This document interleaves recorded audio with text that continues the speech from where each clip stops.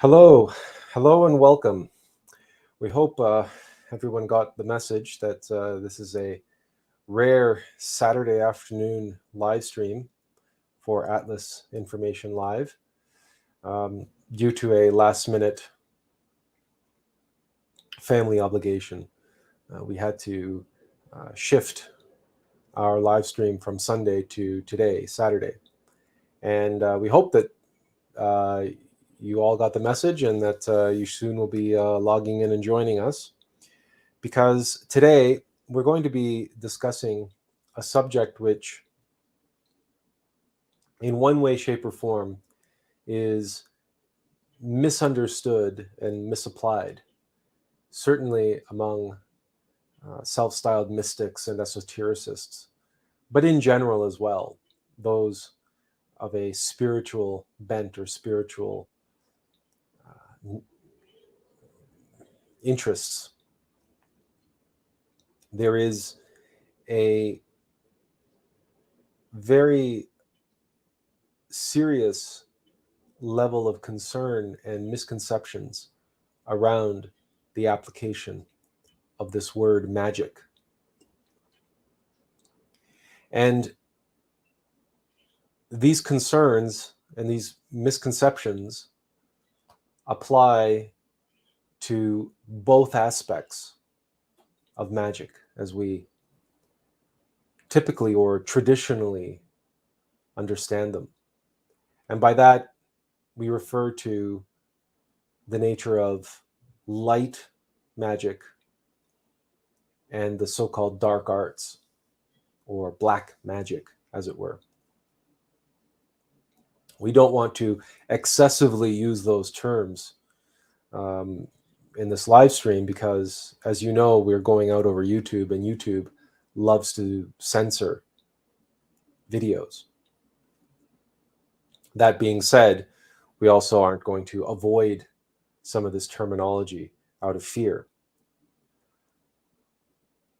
But in many ways, in today's world especially, it is important for us to really try to comprehend what magic is, what magic is not, and how magic has changed since its inception is not the right word, but since its heyday in ancient times and its resurgence in, let's say, medieval times, and the various different misconceptions around magic at that time, and how those relate to the modern era as well.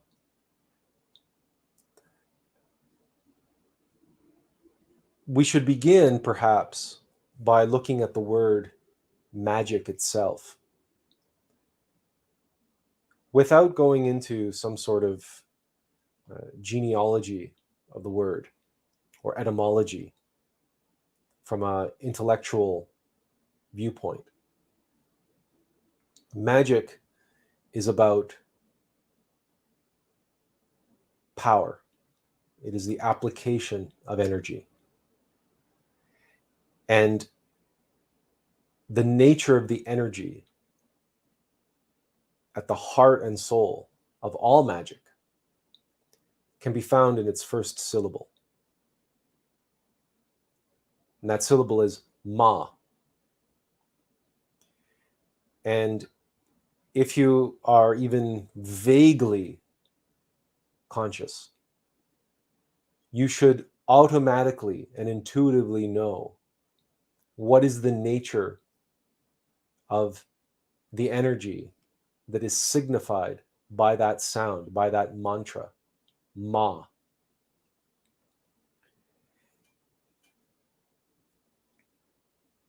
And the reason why we say that is because every infant knows that mantra.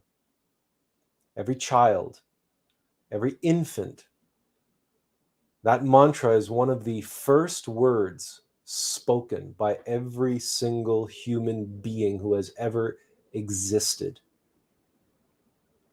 Without fail, regardless of race, creed, color, culture, language, era, or geography. That sound, and if you recall, a few weeks ago, we did a live stream on the spiritual power of sound, the significance and the importance of sound, the word, the logos, vibration.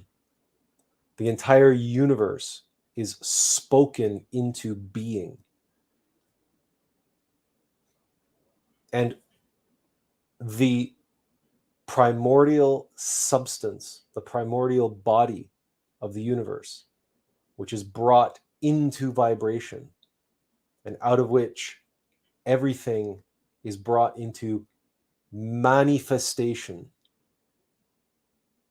Manifestation. But there again, in the word manifest, the first syllable is ma, M-A. M-A is the first syllable in mana. And it is obviously the first syllable in man.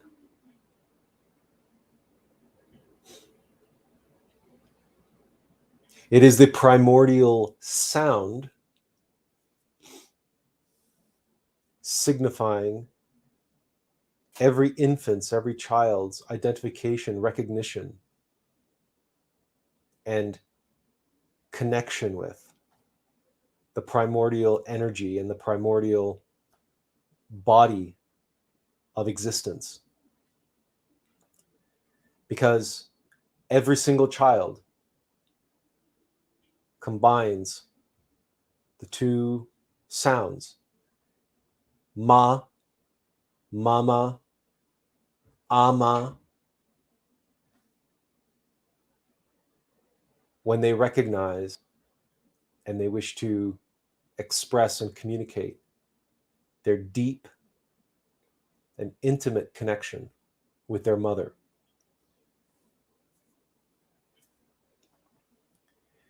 That is at the very heart of what we call magic. Because magic begins with those same sounds, that same mantra, that syllable and that vowel combined.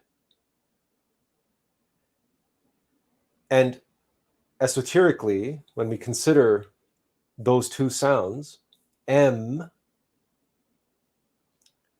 is the sound of the sexual organs. It is that is the chakra, that is the mantra of the chakra of the sexual organs. That M. And it is related to Mem, which in the Hebrew alphabet are the waters, the sexual waters. And Ah is the sound, the mantra, the vowel, which is associated with the lungs and the thyroid gland. It's related also to the heart, but instead the lungs and the breath. That's why when we breathe, even when we do hum sa meditation, we breathe out and sa. We pronounce ah, because ah is related to the breath.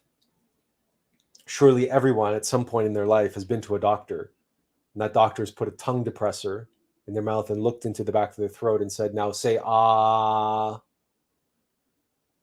And we sigh. That ah, that sigh, that release of the breath of life. It's the very first line, the book of Genesis. The Spirit moved over the surface of the waters. In the beginning was the Word, and the Word was with God, and the Word was God. And the Word of the Spirit, the Logos, moved over the surface of the waters and breathed life into those waters, into the mem, into the primordial waters of creation. So in M, we have the waters, the Akash, the primordial substance, the body of reality, of the universe. And in A, we have the breath, the spirit, breathing over the waters, breathing life into waters. This is where we get the mana and mana, that divine mind, which fecundates the waters, and out of which are born everything, all of reality, the manifestation.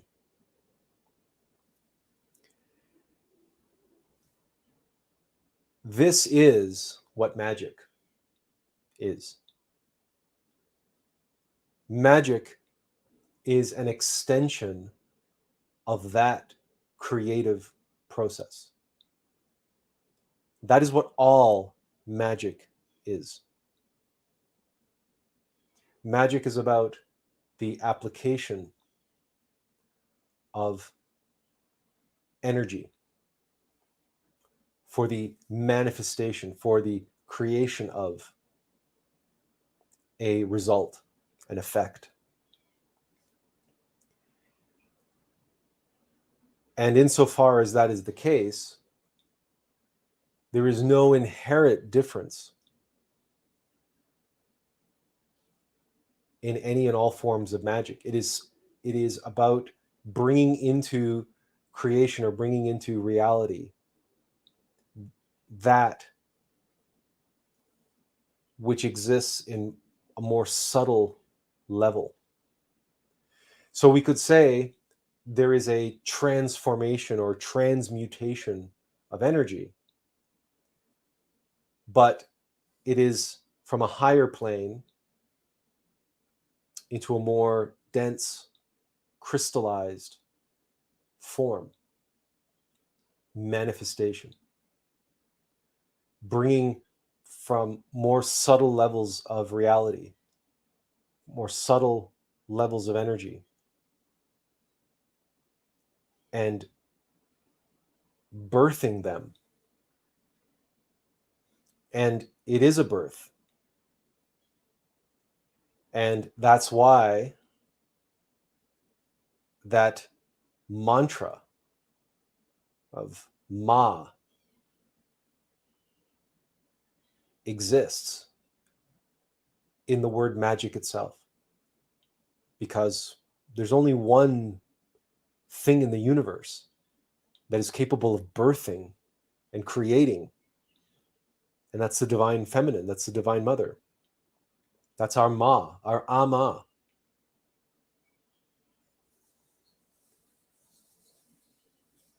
And in no uncertain terms,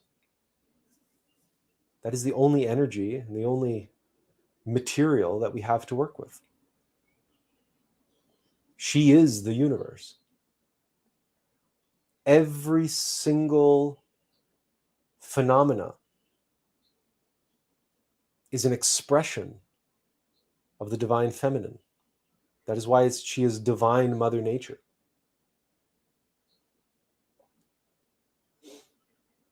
And to perform magic.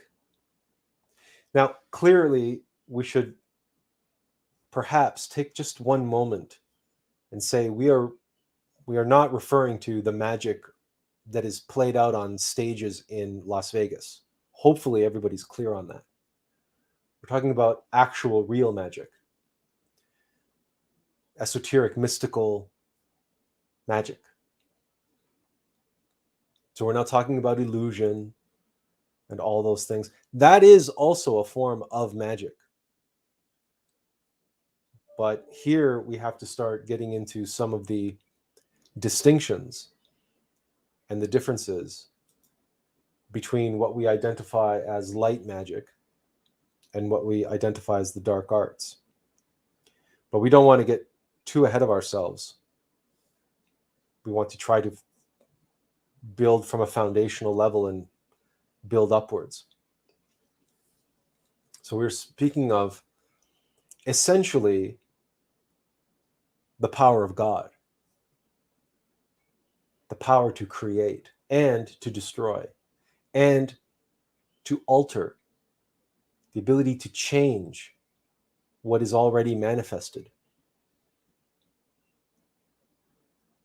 And those kinds of transformations and those creations and indeed destructions are all about the transformation of energy, the transmutation of substances, which of course is what the medieval alchemists were going on about at great length in their experiments and in their works and in their writings. Clearly, the esoteric level of their work, of the medieval alchemists, relates to the transmutation of the human soul, the creation of the solar bodies, the transmutation of our lower animal aspects into our lower lunar aspects into our higher solar aspects, our golden aspects. And we've covered that in our live stream related to transmutation. That is sexual magic. That's why we refer to it sexual alchemy, sexual magic. Magic is a scientific process. It's just a metaphysical scientific process. Often it has been said by even atheists and materialist scientists that magic is simply the word that was given to that which man could not understand and could not explain. So they called it magic. But that's really just a science that man couldn't understand. It's a form of nature that man was beyond man's understanding. And that's fine for the atheists and the materialist scientists to understand it that way. But in fact, magic is metaphysical science. It is the science of the metaphysical, more subtle levels of reality. Because there are rules and there are laws that affect different planes of existence. It just so happens that there are fewer rules and fewer laws as you move up into the more subtle planes of reality, which are, of course, internal planes, not external to us. They're internal. So the more you go outside of yourself and into the three-dimensional reality that we experience, for example, the laws increase. And in the infernal worlds, the laws increase. Things become more complicated and more dense.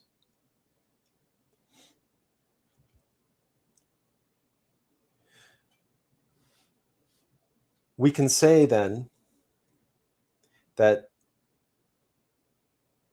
in a very real sense of the word, magic is an extension of the inherent power of God, the inherent power of divinity, the Logos, to bring itself at its vision into the world, into reality. Again, that word manifestation gets used a lot, particularly by the New Age and proponents of not just the New Age, but self-help and so-called prosperity psychology, the psychology of success, which is related to that whole self-help movement. But all of these things are loosely, well, they're not loosely related, they're very strongly correlated. And not only are they strongly correlated, there is a very, very powerful causality at work between these different aspects, where this word manifestation gets used, or the application of the law of attraction, and attracting your desires, manifesting your desires, attracting what you want, achieving the success that you visualize, and using powerful visualizations and all these techniques that they teach. And these techniques are taught across the board, again, in many, many different schools of thought, right down to athleticism and Olympic athletes and Olympic coaches that teach visualization to their athletes in order to break world records and break Olympic records and whatnot. The power of visualization and channeling energy and desire and willpower into that visualization in order to achieve a physical result. Mind over matter, and prosperity psychology, right? The psychology of success. All you have to do is watch a Tony Robbins seminar. And Tony Robbins has been doing this since, the late 70s, early 80s? He's been doing his, the power of, the power of positive thinking and all this sort of stuff. This is all magic. This is all using mind and psychology in order to realize something in the physical plane.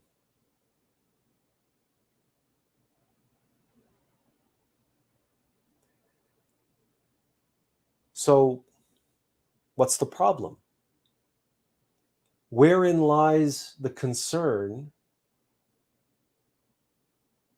and the misconceptions around magic, around these practices?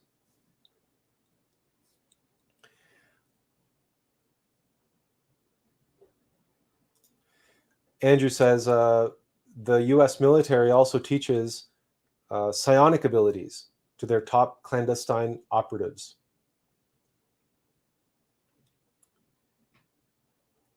There are powers and abilities that we can develop with awakened consciousness.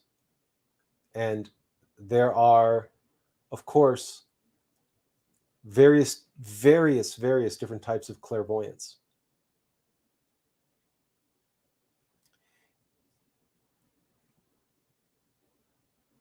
You might say that these also qualify as magic, but there is a fine line between developing powers as an individual, the ability to see, the ability to know, and the ability to perceive higher worlds. For example, Rudolf Steiner has a book called How to Know Higher Worlds. And it's all about cultivating the consciousness and ways of seeing and ways of comprehending, such that one cultivates one's own consciousness and opens one's abilities of perception to see and to know these more subtle levels of reality, which are they are not somewhere else. They are here and now, interlaced with our physical universe, which, as you also should know, is a complete and total illusion. There is nothing out there. There is literally nothing out there. There is no thing. And if you ever want to read a sort of secular philosophical expression of this explained, then you want to read Immanuel Kant and his discussion of noumenon and the phenomenon. Phenomenon being that which we experience, and noumenon being the thing in itself. And the reality is that there is no thing out there. And even Kant, as a philosopher, recognized this. We don't want to get too into a tangent, but at the same time, the knowing and seeing is perfectly, that's a natural state of consciousness. Consciousness as in its receptive form, and everything else being consciousness in its expressive form. See, consciousness itself is just a medium of existence. It's a medium of being. It's another level of our being. It's an aspect of our metaphysical physiognomy. And consciousness has, as all phenomena in the universe, has both masculine and feminine aspects. The masculine is the expressive aspect, and the feminine is the receptive aspect. So when people in the New Age, they validate and they rationalize the manifestation of their desires on the basis of, well, we're creating our reality all the time. You're creating your reality all the time, they will tell you. So it's right and proper for you to create your reality as you wish it. To use magic and manifest your desires and manifest money and manifest wealth and manifest lovers and whatever you desire, whatever your heart desires, because you create your own reality. And they're able to justify and rationalize this because, as we've explained many, many times, the ego mind wraps its own narrative, its own subjective understanding around a kernel of objective truth, objective reality. And because that kernel of objective reality is at the heart of this subjective narrative, now they buy into the subjective narrative wholeheartedly, because at the core is an objective truth. And they sense the objective truth at the core of the narrative, and so they swallow it hook, line, and sinker. And the objective truth that they are intuiting is what we are describing as the nature of consciousness. Experience itself is reality. There is no reality outside of the experience of it. And you have the feminine receptive aspect of consciousness that unites with the masculine expressive aspect of consciousness.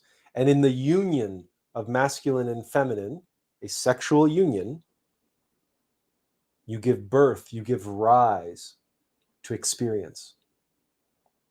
You give rise to being through the union, and you give rise to knowledge, because the knowledge is born of that experience. That's why we always talk about self-evident experiential knowledge. So in this sense, you do create your reality. In your consciousness, reality is created as you experience it, the masculine and feminine aspects of consciousness. But this is at a very, very fundamental level of experience. This is experience itself that you're creating, your reality. This is very, very, very different from then applying on top of that fundamental metaphysical science a layer of subjective belief about manifesting your desires and saying, well, I'm creating my reality. I create my own reality, so I'm going to create it the way I want it. There are no desires in consciousness. Consciousness has no desires. Pure consciousness, free consciousness, objective consciousness has no desire. It must be subjected to desire in order to possess desire, because it doesn't possess desire. Desire possesses it. And that's why the Latin word for ego is demon, I, and that's why we say demons possess us. And why Master Samael wrote about the consciousness being bottled up inside of demons, because demons are desire. Ego is desire, cravings and aversions, which are subjected, which we are subjected to, and we are possessed by. We become possessed. And it's not consciousness which has desire, it's desire which has consciousness, which then claims and appropriates, and indeed misappropriates, this capacity to create our reality. But now it's not an objective reality that we're creating, as free consciousness does, but a subjective reality that is filtered through our desires, our egos, our wants, our cravings, our aversions, our identifications, our attachments, and all the causes of our suffering.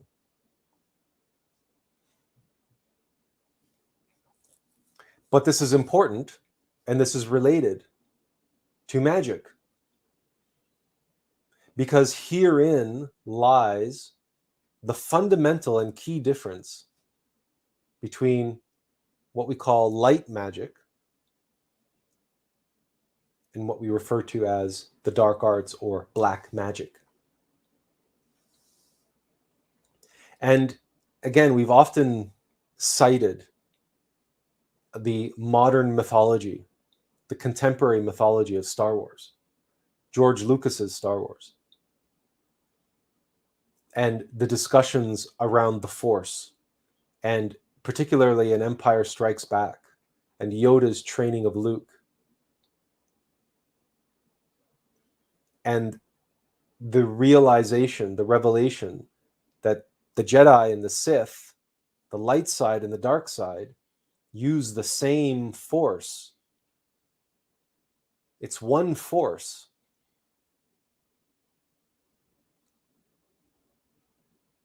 And Yoda says that a Jedi uses the force for knowledge and defense, but never for attack.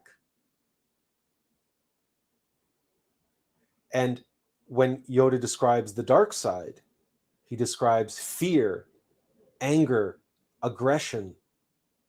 The dark side of the force are they. Easily they flow. But once you start down the dark path, forever will it dominate your destiny. Consume you, it will. Most people hear that or see that, and they say, "Oh, well, it's a classic thing. It's good and evil. It's it's good and evil. It's light and dark. It's, They don't comprehend that the Jedi and Sith are magicians, and the Force is that same energy, that same creative and destructive power that we work with in our reality. George Lucas, in Star Wars, revealed the nature of the light side and the dark side, the White Lodge and the Black Lodge, the right-hand path and the left-hand path. But most people will never know that. And most esotericists will never know that. And most Gnostics will never know that, will never accept that or believe that, because many of them are attached. They're attached to ancient texts and ancient scriptures and what masters said and taught. Well, Master Samael disincarnated before Star Wars was ever released in movie theaters. So Master Samael was never around to decode Star Wars. We made our 2.5 hour long video on the Skywalker apocalypse, explaining the meta levels of meaning that particular trilogy of trilogies, including the Disney trilogy, brings to the table as a modern mythology. Just as we've also discussed The Matrix, just as we've also discussed Lord of the Rings. These are all contemporary mythologies. Tolkien himself freely admitted that he wrote The Lord of the Rings as a mythology.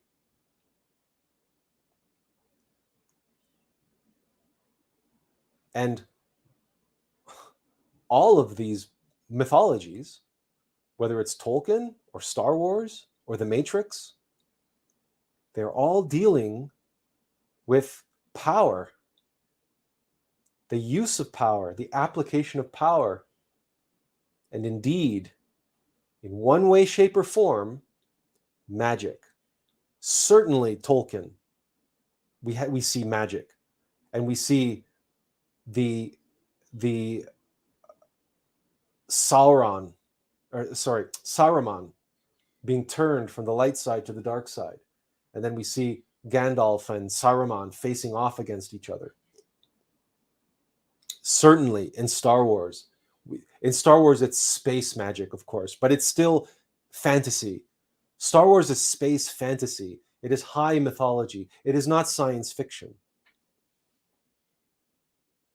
And in The Matrix, the same thing. We have someone and a group of elite individuals who have been initiated. They have been red-pilled in order to see the nature of reality, this matrix, and they've been trained on an ability to bend the rules and at times break them, but certainly to bend the rules in order for one purpose and one purpose alone, to awaken others.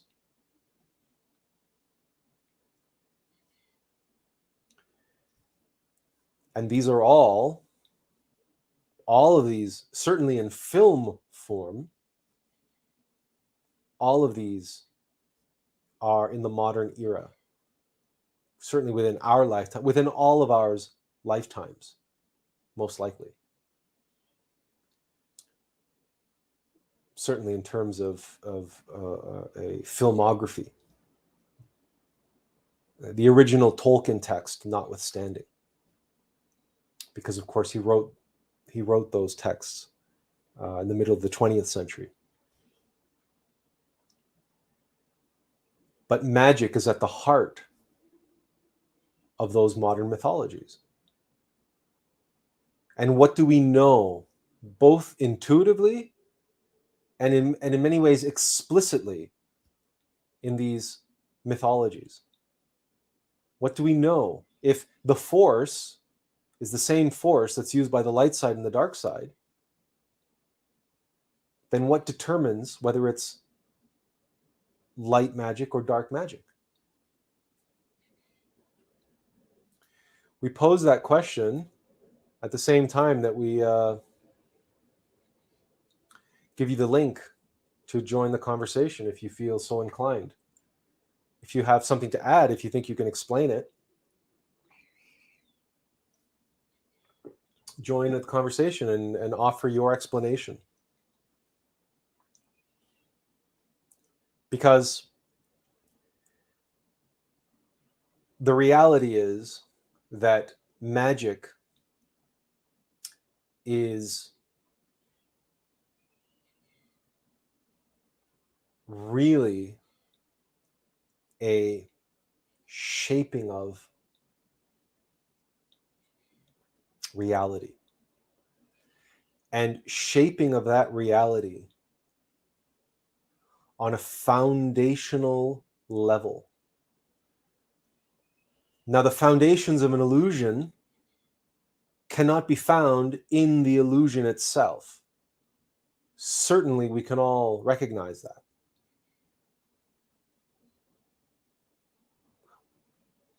None of us can go into a movie theater and alter the film as it's projected onto the screen. This is a complete and total, it's a non-starter. There is no way to alter the images as they are projected onto the screen. So where can they be altered?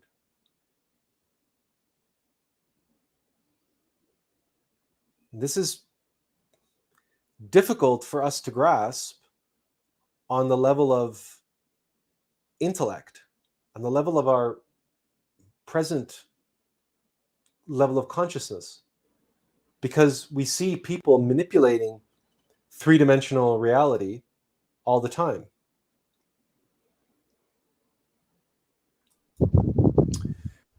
Hello, Andrew. Hey, Welcome. what's up, Liz? Glad you can join us. Me too. We're wondering if perhaps you can possibly turn your volume down just a little bit, or because we're getting some sound coming from your microphone. That might help. Okay. Is that better? Yeah. We'll see how it goes. So what are your thoughts? What are your feelings? But what's the difference between light magic and dark magic? All right, one second. I'm readjusting all my settings. Okay, we'll finish up our thought on the. Oh, okay, Okay, go ahead. Go ahead. yeah. Go ahead. All right, I No, can go hear ahead. you now. All right. Well, I was just thinking about like the difference. If you want to know for yourself, like I was trying to know for myself what I can always know if I'm performing black or white magic. Because for me, it always feels like we're performing magic. Like everyday life feels like that communion with the magician, with the world outside is like everything you just explained is that. So it's like this is like crucial, and it's like, and to me, it comes down to the who is performing the act. Because it's like to me, it's like the what is the divine. It's like all of that. All of it is the what. All of it is the divine. That's what's performing the act. But like the difference between like dark magicians and white magicians is like both of them know they're divine. Both of them know the what. This is what makes a magician a magician. They know what the divine is. They know what it is that they're doing. It's like it's the knowledge. What you know what. That's what knowledge is to me. But like it's like the who though. The who though is more important because that's like your identity and this to me is what it means to have like a Christed identity, a sacred identity versus a profane identity or a demonic identity. Does that make sense? We would, yeah, it absolutely makes sense, and you're correct. You're 100% correct. That's basically the difference. The difference is the recognition that, as you said, your distinction between who and what is, we might try to elaborate on that a little bit just to help flesh out how, from the viewpoint of the black magician, Mm-hmm. who they identify as is also actually a what. This is the tricky part about language, and trying to use language to explain this, because we immediately start bumping up against obstacles and limitations of language itself. How so? This in no way, shape, or form is this a critique of your explanation, because your explanation is correct. The spirit of what you're saying is correct. Is that both black magicians and white magicians, they both know what it is that they're working with, which is the divine power, the divine energy, the divine force of reality. Are you in a windy place? Oh, yeah, I'll mute my mic when I'm Yeah, not talking maybe that'll because help. Yeah. I just breathed out. I exhaled into. See, I have a mic right in front of me. Um, You, you know what would really help if you had a little foam, one of those foam things to put on the mic, and then that would help protect it from the breath sound. But if you also mute yourself when you're not speaking, that would be a great help, because it sounds like you're in a really windy place, is what it sounds like. Um, so, but coming back to it then, so all magicians know what they're working with, and you express that very succinctly and very simply. It's just a question of who is working with it. And this brings us to an important thing to realize. And on this question of who, is it the I or is it the being? That's the difference. That's the difference between a white magician and a black magician. A white magician knows that the real magician, it's not you, it's not me, it's not Andrew, it's not Attila. We're not a magician. We are not the magician. No healer, no genuine healer is a magician. No genuine healer does any healing. If they're a genuine healer, they know that their innermost, or the logos. So for example, many healers work with various different archangels. And those healers who are genuine healers know that it's the archangel, Gabriel or Raphael, or whichever archangels that they're working with. They know that it's the archangel that does the healing. They don't take any credit for it, and they don't misunderstand. They don't believe themselves to be some sort of great whatever. They know that they're simply a servant or a conduit, a messenger. They're simply a vehicle or a vessel who is doing their work out in the world, and their innermost being is here doing work, identifying individuals who are in need of healing. And it is their relationship through their innermost being with the logos that allows them to work as healers, to pray on behalf of the sick person and so on. And the logos does the magic. That's light magic, again, as we described from our preamble around why the word magic has at its root Ma, the primordial sound of creation. Which Ma, by the way, if you Ma, the Ah-H sound, if you reverse it, it's Ha, and if you back that up even more, it's Hu. And that's where we get, for example, the root word of Hume, which is the root word of human. And human is the combination of Hu and Ma. Hu, Ma. And Hu is that another primordial sound. It precedes Ma, because Ma but this is, we don't want to get too technical on the esoteric etymology. But the point being is that magic is an extension of the logos and the creative impulse and power of God.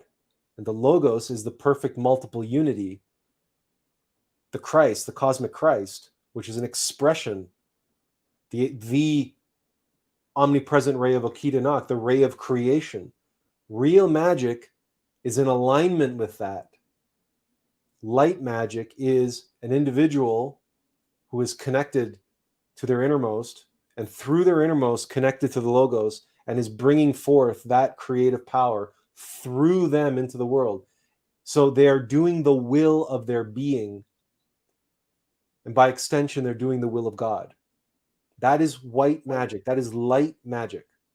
That is why anytime that we pray, anytime that we do any visualizations, if we do the visualizations of the earth healing, or we're doing a visualization where we're sending beams of energy from our heart to someone and praying for them and trying to heal them or trying to help them in any way, we always finish those practices or those petitions with, may all this be done in accordance with the law. In the name of the Christ, for the glory of the Christ, and by the majesty of Christ. Because every time we do magic, as on the right-hand path, we are doing it in the name of the Christ and by the power of the Christ, for the glory of the Christ and by the majesty of the Christ. And this live stream on magic relates directly to our previous live stream on the nature of service, how to serve and who to serve. Magic is simply another level, a higher level, more esoteric, a more mystical form of service. But how to serve and who to serve is we serve our innermost. So how to be a magician is to relegate the power and the authority of the magic user to our innermost magician, who does the work and power of God, and that flows through us into the world. We are in service of that. So those individuals who work with the archangels as healers, it's their job to identify individuals who are in need of healing, or to attract those individuals, and people show up to them and say, look, I need help. And so they are the physical servants, the mortal vessels for that magic to occur in the world. And any time that you as an individual are connecting to your higher self, and any time that you are bringing forth into the world for the sake of others,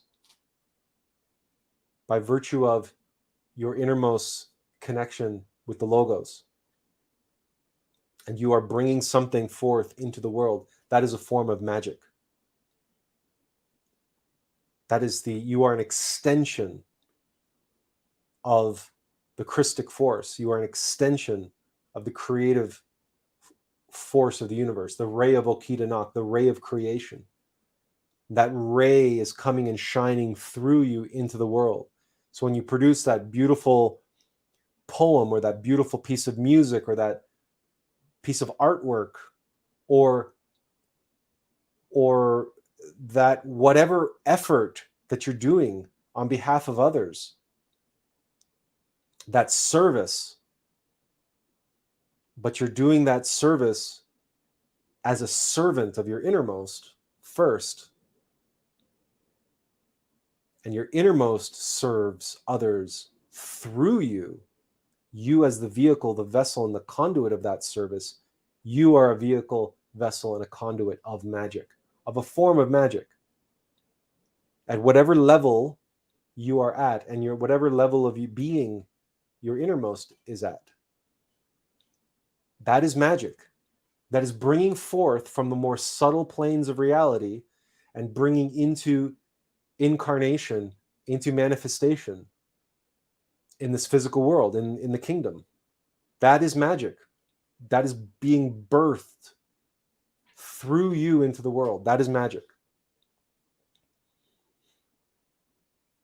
So if you are serving your innermost magician, then your innermost magician can perform magic through you. And to the degree that we develop that relationship and develop our consciousness and eliminate our egos and increase our bandwidth, and to the degree that we overcome tests and trials and ordeals, and we pay our karma, and we eliminate egos, we create the human soul, and our innermost is able to increase their level of being with our cooperation. Well, the nature of the magic which can flow through us into the world, the nature of the miracles that we perform, will likewise expand or increase accordingly. Because it's all a question of our strength. Because strength and power are related, but they're not precisely the same thing. Power is power, the power to change, the power to alter, the power to create, the power to destroy. Strength is the capacity to wield that power. Our innermost doesn't desire power. Our innermost seeks only for strength. But the stronger that we are, the stronger we become, the greater the power which can flow through us without overwhelming us, without causing us to break down. On the flip side, what do we know about black magicians? What do we know about, for example, Jedi, like in the Sith, right? What do we know about the Sith? What do they crave more than anything? Control. It's like power. That's right. They want power. You see, this is, again, a Jedi doesn't crave power. A Jedi seeks only the strength to endure what they're tasked, to endure what is to come. A Jedi seeks strength, and strength, first and foremost, is strength to overcome temptation, to strength to overcome the seductions of the dark side, and the strength to overcome the Sith. That's what a Jedi seeks. That's not power, right? The Jedi doesn't seek power. Jedi are like Buddhist monks, right? They're powerless. They don't have any power. They have strength. But Sith seek nothing but power. And the power to wield over others, the power to control, the power to rule, the power to change the destiny of an entire galaxy. Whereas you see, the Jedi don't have no such ambition. And it's exactly the same. Do they have no such ambition? All Jedi? They're not supposed to. They're not supposed to. Because I feel like there's a lot of ambitious like Jedi out there, and that's where it gets like the balance gets like entangled in the like the cosmic war is real. Like you're talking about the real war in the galaxy, the real galactic war. So it's like when it comes down to like how it plays out, it's like who sees the farthest is what's the question. Like it's the Jedi is like linked into the all-seeing power. So it's like, but so are the Sith, which is why there's the contest. It is an imperfect. It is an imperfect mythology. We're not Mm. here to. We're not here to discuss the inner workings of an imperfect mythology. Well, I wasn't All talking that. about mythology. I was talking about like Yeah. what's Well, we're talking. playing out here now, you Okay. know? So what's playing out here now is well, you have to be specific what you're referring to. What's playing out here Well, now? you were talking about the Jedi only needs strength, only looks like seeks strength to endure what is to come, and it's Yes. because they can see what is to come, right? It's like a Not scene or a necessarily. knowing, but not a scene, but like a knowing. Like you know that there's going to be more trials to come test you. Like I know there's going to be more trials Yes. to come test me. I don't know what they are. Yes. They're going to come out of the blue. They're coming out of the unknown to me. But like when I encounter them, I'll know them, and so I know through that seeing, knowing, whatever you want to call that, that they're going to come and they're going to. So I know what's to come in that way. Hmm. But it's like so does every other like magician. It's like so does every other inner being. It's like every being knows what they know. We don't know what you're asking or what you're getting at. Well, I'm just telling you what I know about. This is like the what we were taught. What you asked us about was like what we meant by here and now specifically.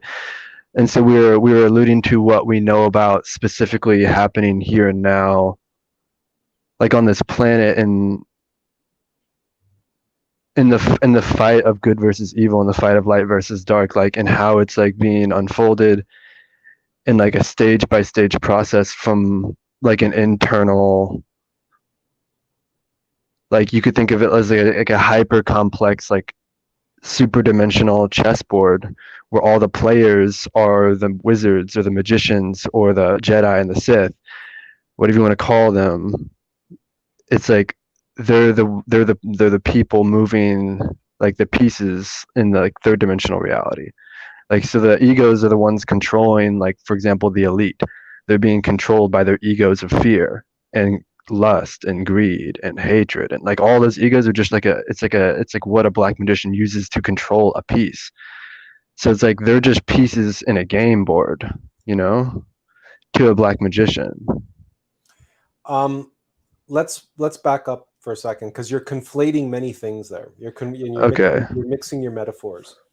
Um, the black magician is the ego. It's the same. It's the same way that a white magician is the being.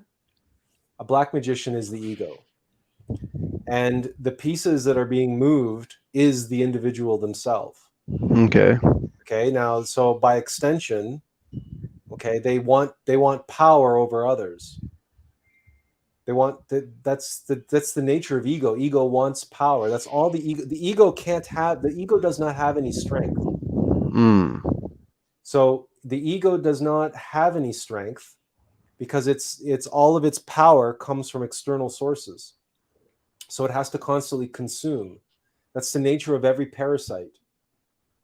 That's the nature of parasites, right? Parasites are weak, and the nature of symbionts and that have a a non harmonious symbiotic relationship. So you have for example, well, science fiction has explored this in many ways, where you have some kind of an anomaly which attaches itself to a being and then takes over that being. Science fiction, Star Trek has and many other science fiction books have explored what that might be like, where a symbiote takes over another being, Mm-hmm. but it's parasitic. It's not a mutually beneficial, mutually harmonious symbiotic relationship like we find in many places in nature. It's a parasitic symbiotic relationship. That's the relationship between egos and ourselves. And so the black magician is the ego. the egos, their desires, their visions. And in fact, what a black magician is an ego which is awakening. Is an awakening. So just as the innermost being in the consciousness can awaken, egos can awaken by awakening the consciousness that's bottled up inside of them. So an ego is only as powerful as the consciousness inside of it. And as that consciousness awakens, bottled up inside of it, so too does that individual now, that mortal vessel, feel as though they are awakening as a powerful magician, because they're able to do things now. They start awakening powers and they start awakening abilities, and they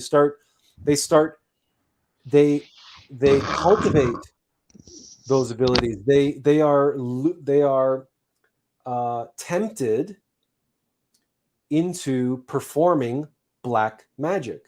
They are tempted into using energy to manifest their desires, and using energy to create and transform reality, but not according to the will of their being, not according to the will of the logos, right? Not in the will in accordance with the law, right? In the lords of karma, but in accordance with the desires of their egos.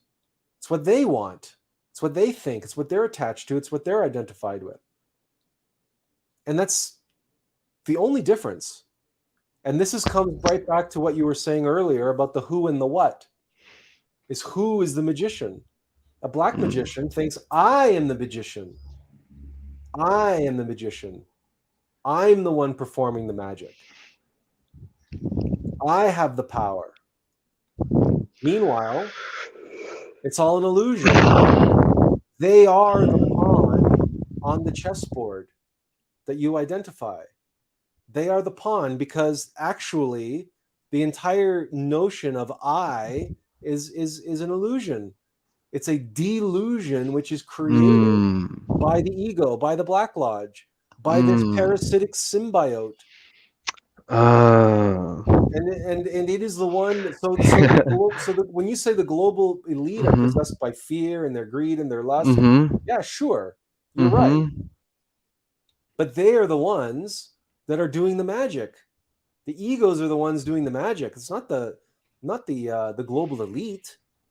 The global elite, their mind, and their consciousness, and their sexual energy is being used by the egos. Right. But it's just that the egos do this through a process of identification and attachment, so that the person, we hesitate to use the word victim, but the host, let's use the word host. The host is duped into believing that it's I am the magician. But meanwhile, it's not. Their individual shaitan is awakening as a bona fide demon. And after they die, that demon will go off and exist in the infernal worlds now. They are birthing a demon. They are giving rise and giving birth to a bona fide demon through their actions, through their black magic. Because black magic, every act of magic creates, and the more that we do acts of white magic, light magic, the more of the Christ we bring into the world through us. The karmic results of that, through the transformation of energy, because we have to apply our energy, our sexual force, our concentration, our relaxation, our visualization, and we submit and we serve our innermost intimate Christ. That means as the energy, the creative energy, flows through us in service of the innermost intimate Christ and in the service of others, we create our innermost intimate Christ. Our innermost intimate Christ develops and grows stronger. Because how do you grow stronger? If you want to build muscle, how do you build muscle? Right? You go and you lift weights. If you want to become a better musician, how do you do that? You go and you play music. It's the only way, right? So how do you become an angel? How do you become a god? How do you become a Christified master? There's only one way: performing the acts and duties and work and efforts of a Christified master. And you do that at whatever level that you are able to do that, and you do that at whatever level your innermost being is able to do that at its level, because it's all a process of development. So you don't start, if you're an Olympic swimmer, right? If your dream is to swim in the Olympics, you don't start by jumping into an Olympic-sized pool and racing against Olympians. You start in the kiddie pool in the shallow end, learning how to dog paddle. That's where you start. But if your goal is to be an Olympic swimmer, that's what you have to do. You have to go into the pool and you have to swim. So in the same way, if someone is to become a demon, what do? They have to perform the actions of a demon. That's all there is to it. That's black magic. And black magic serves to grow and develop their ego, their inner ego, which starts to the metaphysical science of this is something akin to having the many different disparate aspects of, just as we have 12 independent aspects of the being, we have all the different, many different aspects of our egos. But if those various different egos start working together, because egos can work together, and if a number of different aspects of egos can combine and work together to achieve a kind of winning formula, and that winning formula is so seductive that their host finds it irresistible to act, will act on it, then that amalgamation of egos will grow and develop, and their interrelationship with each other will be such that they will begin to form a single entity, which is formed of this multiplicity, right? This multiples of these specific egos that work their sort of winning formula over their host. That is what being possessed by a demon is. And anybody who's ever been suffered from any kind of possession of a more elaborate entity, we can speak on this subject with experience, knows that we're not dealing with just one ego. We're dealing with multiple different types of egos that work together. So, for example, fear and gluttony and lust and laziness and anger all working together. Well, that's a demon, right? That's a demon that has all of those different aspects, but they're all combined. They're working together. That's why getting rid of a demon is so hard, because you can't simply comprehend individual aspects of the demon, because it's this one. You have to comprehend all of those individual aspects and how they all work together. Holistically. Which is why somebody who's developing as a black magician or a bona fide demon, it is so impossible to try to illuminate them to what's going on, because their psychology is so clever and so powerful and so capable of rationalizing and justifying and validating in their own mind what it is that they're doing. So I'll give you a good example of this. Chaos magicians. Okay, first of all, they don't call themselves black magicians, right? They're chaos magicians, and they're able to use this term chaos because they reference the Tao, and they reference chaos mathematics, and they reference the natural world. So they love to point out how all of nature is actually chaos. So they're working with within the laws of nature. And again, we've shown that meme many times, where you have mechanical nature and divine nature, and mechanical nature functions as this chaos. So they believe, and they're convinced wholeheartedly, that they're working within the laws of nature. And yeah, they're working within the laws of mechanical nature. And guess what? The egos work for mechanical nature. So again, it's another one of these cases where the mind is completely hypnotized by these mechanical forces of their lower animal nature. But these chaos magicians now use their powers to do all manner of, so they can heal people. They can perform miracles. And they go around believing themselves to be great healers and great noble souls and great saintly beings. And they have this incredible power. They have this power of magic, and they study all of these glyphs and all of this these ancient runes and everything, and they create their spells and their spell circles. And we don't pretend to be experts in black magic.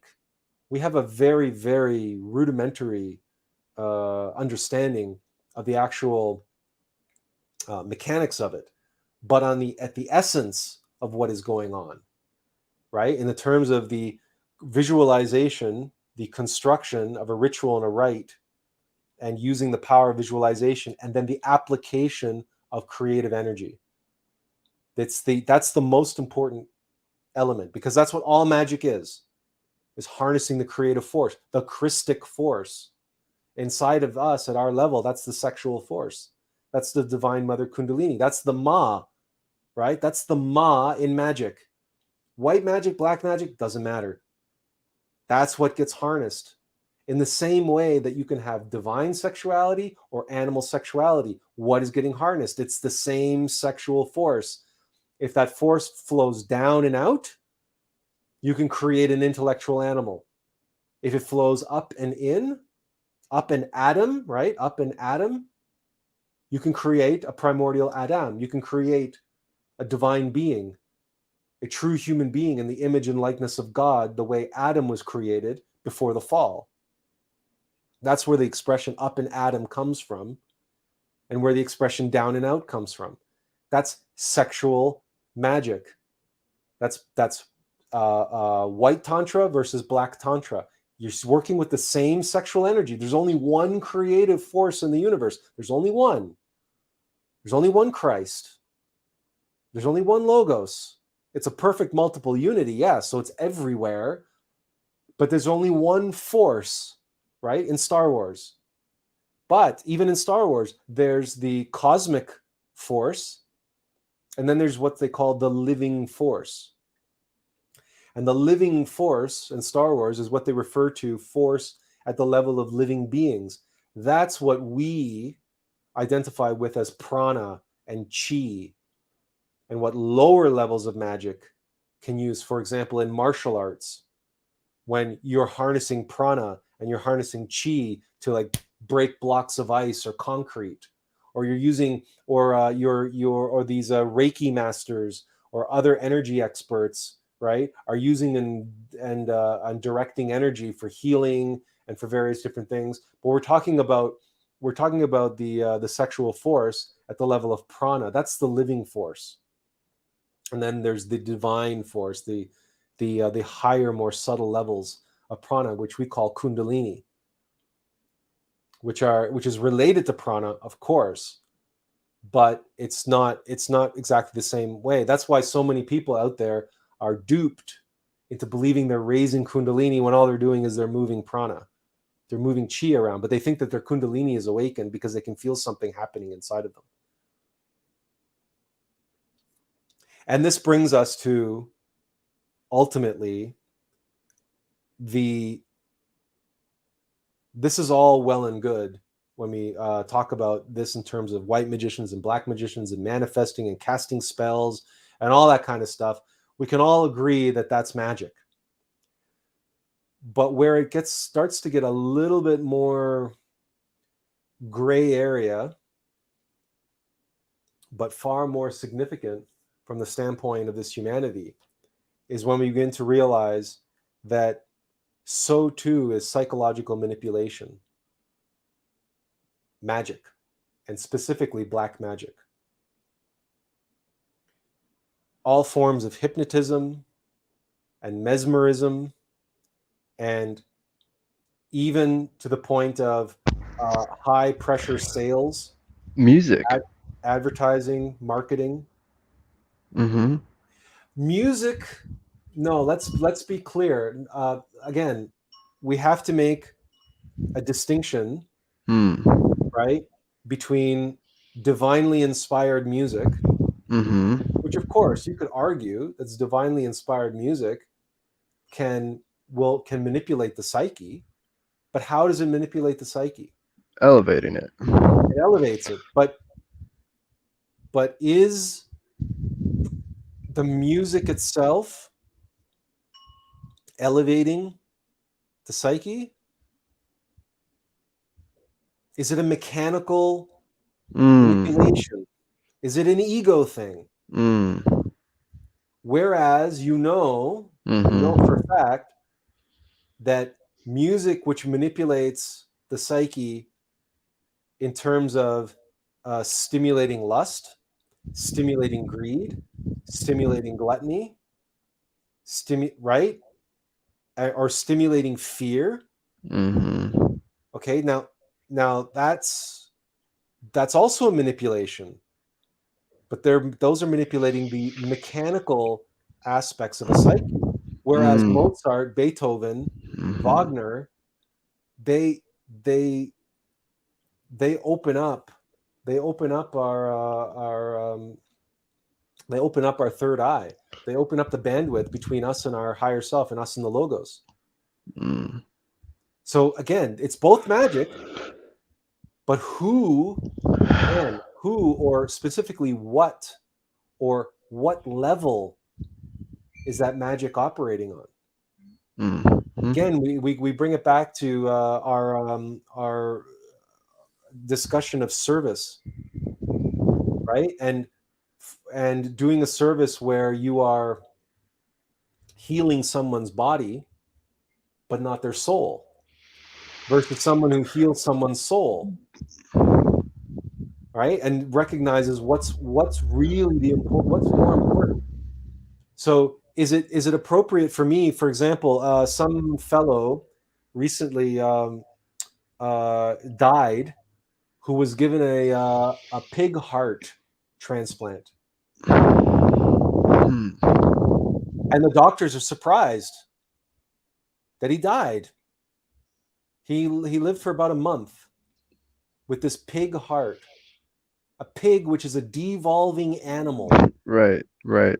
His heart was removed and replaced by that of a devolving animal, a devolving species, Mm-hmm.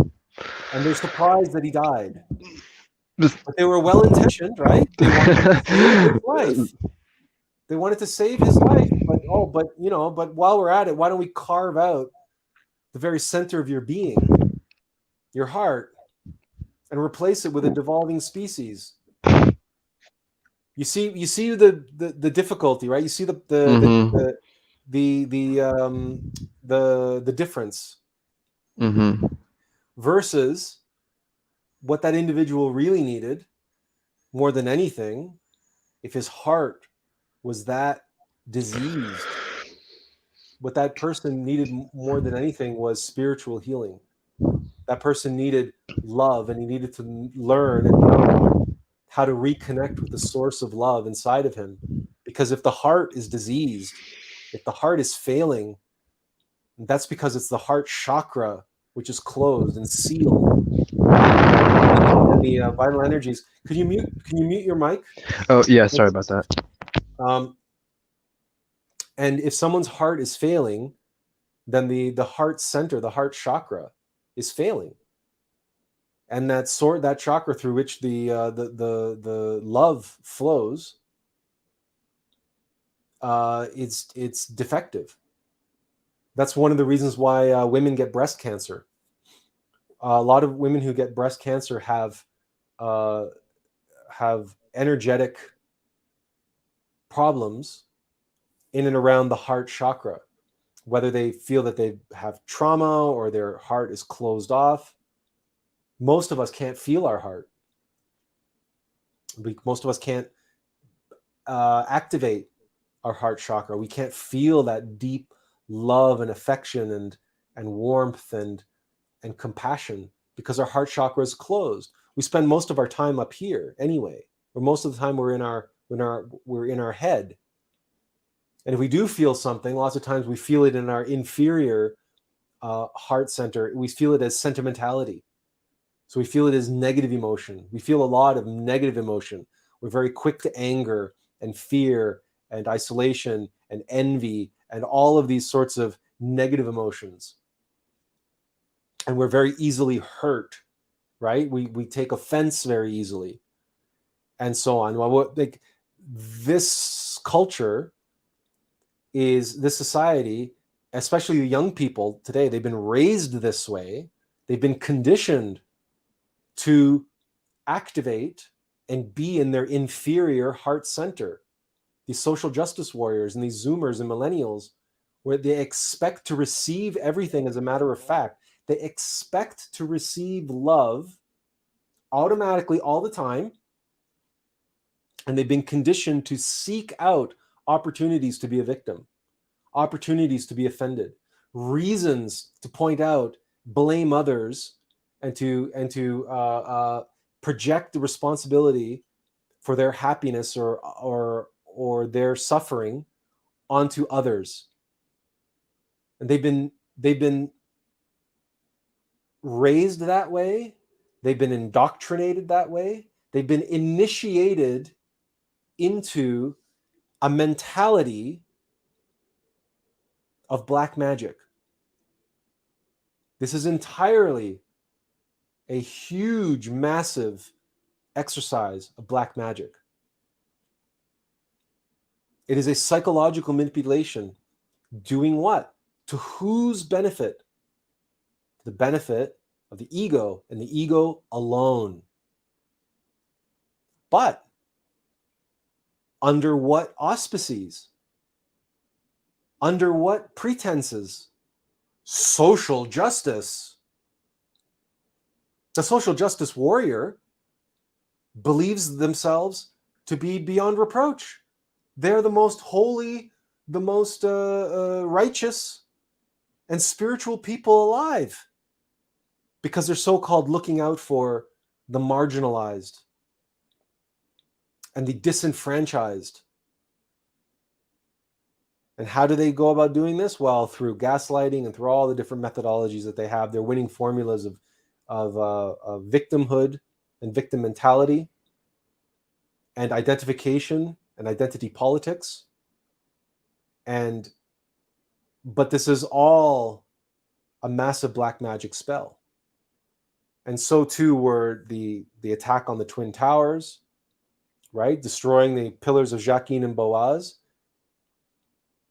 and replacing it with one pillar, a glowing, beaming eye, right? A great individual, a great ego in their place. And expressing all of the suffering and all of the victimhood of the West and blaming it on some xenophobia, some externalized other, some terrorist group. And they even named the group ISIS. First it was Osama bin Laden, but then they came up with a group and called it ISIS and used the word Isis, which is the Egyptian word for the Divine Mother. And they empowered that aspect of the black magic spell. Because remember, magic uses the same force, right? If magic uses the Christic force, then black magicians use the same symbols, just oriented in slightly different ways or applied to different ends. That's how it was that during the Second World War, the Germans rose to power and prominence and were able to achieve all manner of scientific and mechanical and engineering and economic miracles on a secular level under the banner, under the symbol of the swastika, which is an ancient symbol of the cosmic Christ. Go to Japan, go to any Buddhist temple in Japan. And as you enter into the temple, you will pass beneath a swastika. Go to Tibet, same thing. Go into Hindu temples and it doesn't matter. It's a universal symbol of the cosmic Christ, the Christ in motion. Take a cross and put it into motion. That's a swastika. And so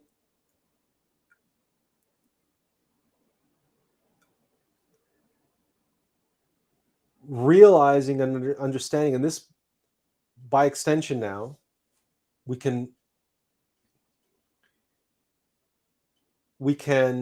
expand upon that metaphor or that symbol of the chessboard and the pieces on the board. The reality is that nobody actually controls anybody else. That's a myth. That's an illusion. Just as everything else out there is an illusion. But that illusion is the modus operandi of the Black Lodge. So when we talk about the global elite and casting black magic spells and creating alterations in the world and using psychological manipulation and emotional manipulation and physical coercion, physical temptation, because don't think for a second that the whole of the processed food industry isn't completely run by black magicians. They're not run by food scientists, because all of their formulations and everything that they do are there to create and stimulate exactly the same type of effects in the brain that individuals experience with any other addictive behavior. So sugar has exactly the same physiological effect on the human body as heroin and cocaine. And in fact, sugar has a more prominent, a stronger effect. It's just that sugar doesn't have as powerful a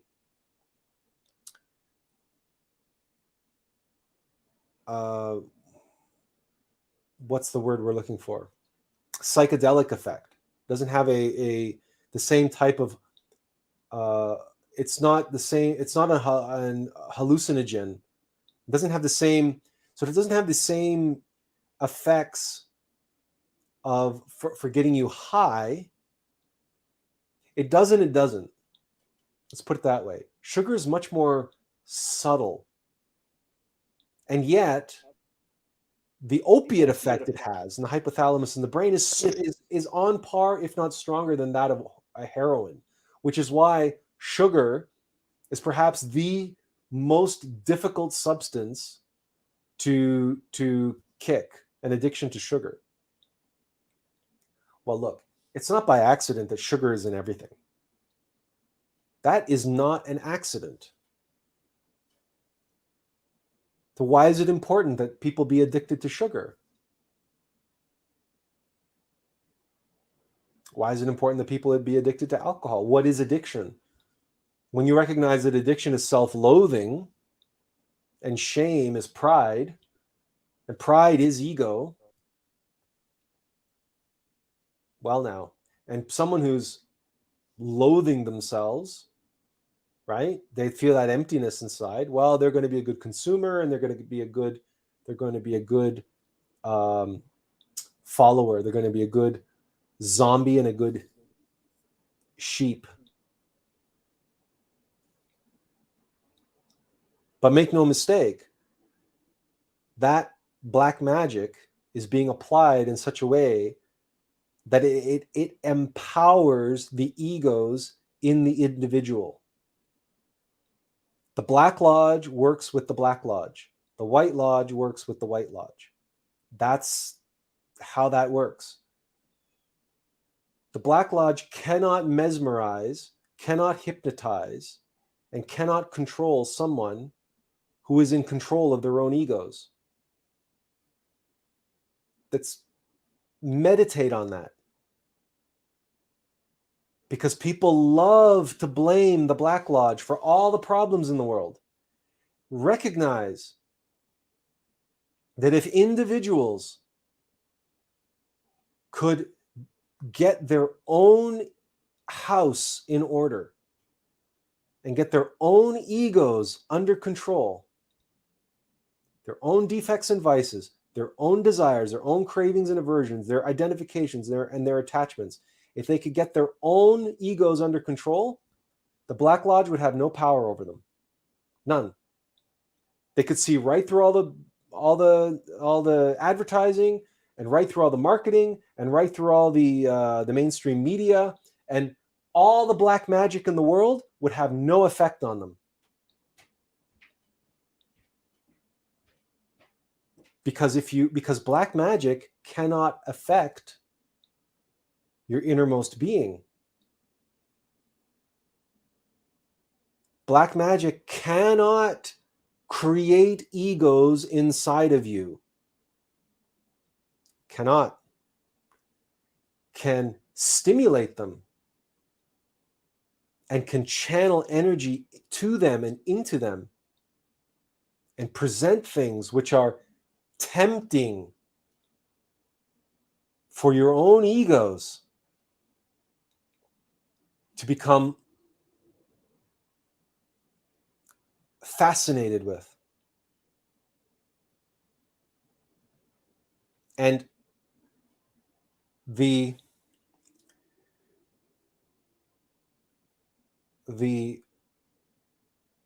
gray area, or the difficulty, is you can even be a very conscious and awake being,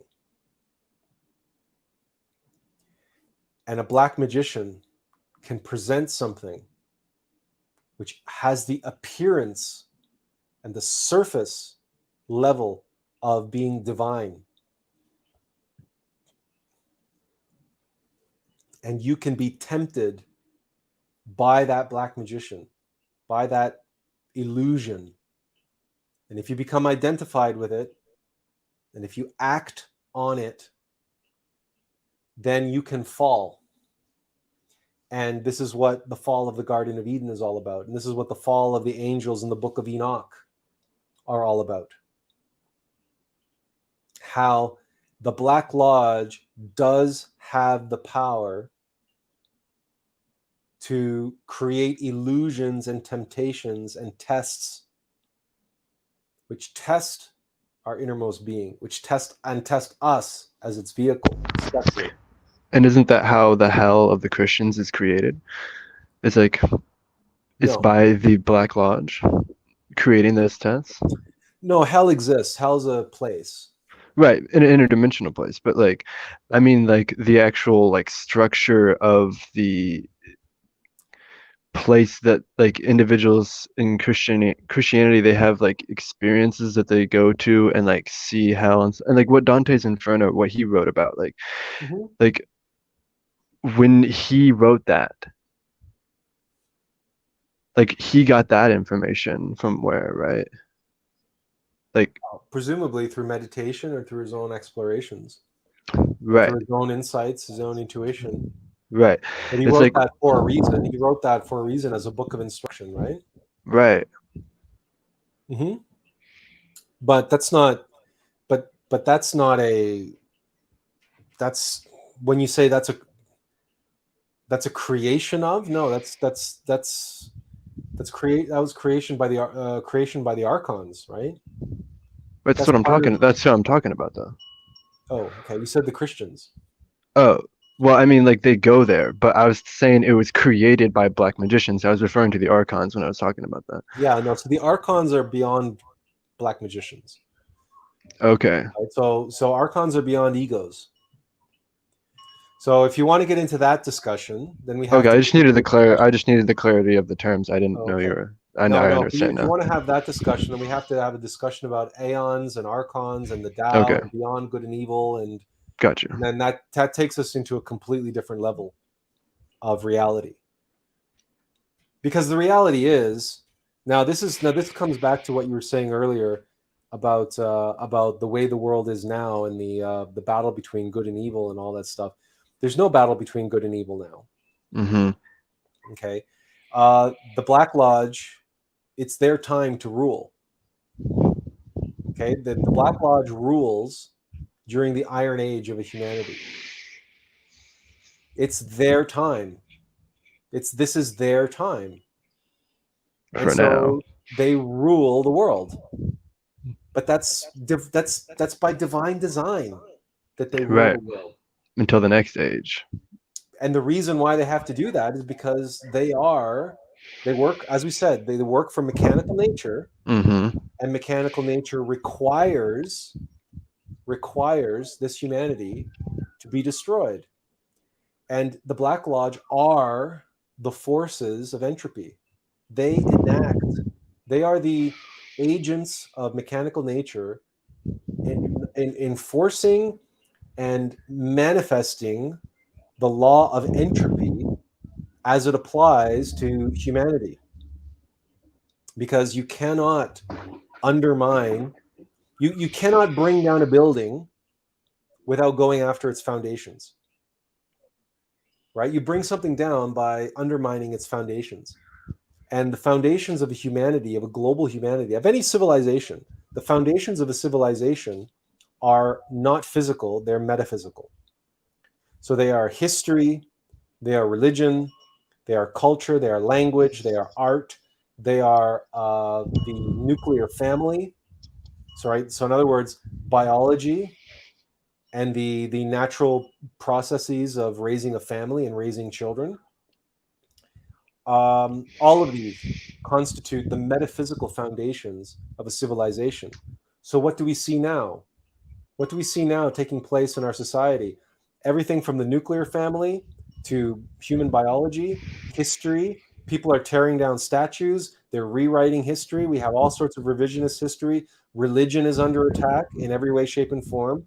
And spirituality is under attack and being reconfigured, is being deconstructed and built back better by black magicians who are giving the people what they want, giving people in spirituality what they want, which is manifest Transhumanism. your desires, manifest your desires. That's the Right. spirituality of the new age, which is all black magic, Mm-hmm. right? So it's basically all of this is undermining what took thousands of years, and what from a golden age we saw its height during the golden age of this humanity, and then it's just started deteriorating through the silver, and then the bronze, and then finally the Iron Age, and we Mm-hmm. are living in the Iron Age of this humanity. We've been living in the Iron Age of this humanity since the time of Christ, because the fall of Rome Uh-huh. basically marked the well, I mean the crucifixion of Christ basically marked the beginning of the Iron Age, and it was also the age of Pisces, because Jesus was the avatar of Pisces. But this is the Iron Age. We've been living for 2,000 years in the Iron Age of this Why is it humanity, called the Iron Age? It's because like, because iron is because everything goes from because humanity's not progress, but devolve through gold, silver, bronze, and then finally iron. Iron is the most dense and the basest of those four metals.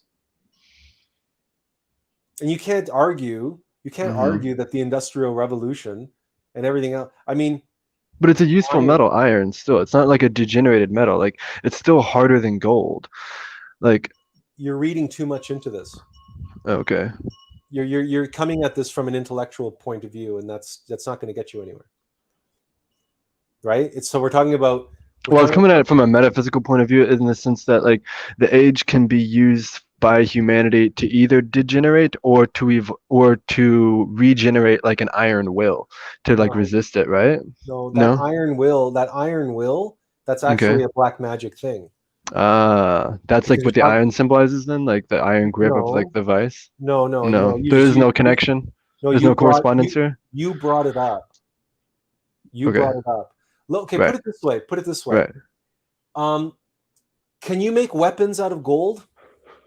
Yeah. Really? Effective ones? Would I you guess want to not wear out of would you gold. want I to guess you wear just played it, armor right? would you want to wear armor that's made out of gold? No, that's what I mean. It's soft metal, like And it's also heavy as hell, yeah, yeah. right? So Yeah. would you want to make weapons out of gold? Would you make weapons out of gold? No. Can you arm an army? Can you go to war with gold? Mm-mm. How about iron? That's what I'm saying. Yeah, so that's why there is no war during the Iron Age of a humanity. Or sorry, there's no war during the Golden Mm-hmm. Age of a humanity. There's no war. Right. But during the Iron Age, there's nothing but war, Mm. Okay. right? Yeah. Does the uh sorry, Mm. the Industrial Revolution, does that strike you as a holy spiritual thing? The Industrial Mm. Revolution Mm. and the iron railroads and the iron dragons, that's what they were called, right? The locomotives when they first, the iron dragon, and things like cannons and cannonballs, because you can't make cannons out of gold either, and you can't make cannons out of silver, and you can't make cannons out of bronze, but you can make cannons out of iron. And you can make, and the entire But Industrial even Revolution, Jedi use cannons in self-defense. Yoda says it. It's like that's an imperfect mythology. I know everything's imperfect. I'm just bringing it into a reference like point, like because it's like you can see the development of like all of these things, like the Industrial Revolution. Like, yeah, I could easily see it from the point of view that you're talking about, that it's like all like a degenerated, a degeneration in the Iron Age, which I see that. I see that as like fundamentally we're on the same page there, but I'm seeing it a little differently as well, which is that like it's like civilization in itself was trying to progress, even if it was being like guided by black magicians. Like, but it's not just being guided by black magicians, it's also being guided by white magicians. So it's like there's always this counter back and forth, and it's the Iron Age because the black magicians have the upper hand, not because they're like the black magicians can never have full dominance of the earth, even if they're given dominance of the earth. It's like they have the upper hand, maybe they have the advantage, they have like but like that doesn't mean like you don't have any hand to play as a white magician. Like this is like what I'm trying to say is that like there's still a hand to Did be we say played here, that? right? Did we say that? Did we say that that was the case? What was it? What was it? What was it that we were saying that suggested that? Hmm. You're reading too much into these terminologies. You're allowing your intellect to get in the way of the simple facts. The simple facts are a humanity, according to the law of entropy, everything moves from Hmm. order to chaos, everything must Hmm. die, everything Hmm. degenerates and dies. Hmm. Iron Age simply refers to that period of time where humanity falls into its greatest most significant age of degeneration Hmm. and destruction, and that process is in the hands of the Black Lodge. That is their job. Their job is to undermine Hmm. and destroy humanity. Right. That's their job. That's their purpose for existing. And the fact of the matter is, so you will understand this more the But older you get. right, but they still have to follow the rules when they're destroying humanity. It's like because yes, and they also have to obey the law though. Like this is like because it's like what the It's like what the black magicians even know is that they are given this authority. Like you know, you said that they're given this authority because it's like everyone knows that there's only one. So every magician knows there's only like one authority. It's like the force is the authority. It's like the one logos is the authority. So it's like when they're given that authority to like destroy humanity, it's like why they're not like depopulating humanity even right now the way they want to be is because they're being like reined in. It's not, that's not the way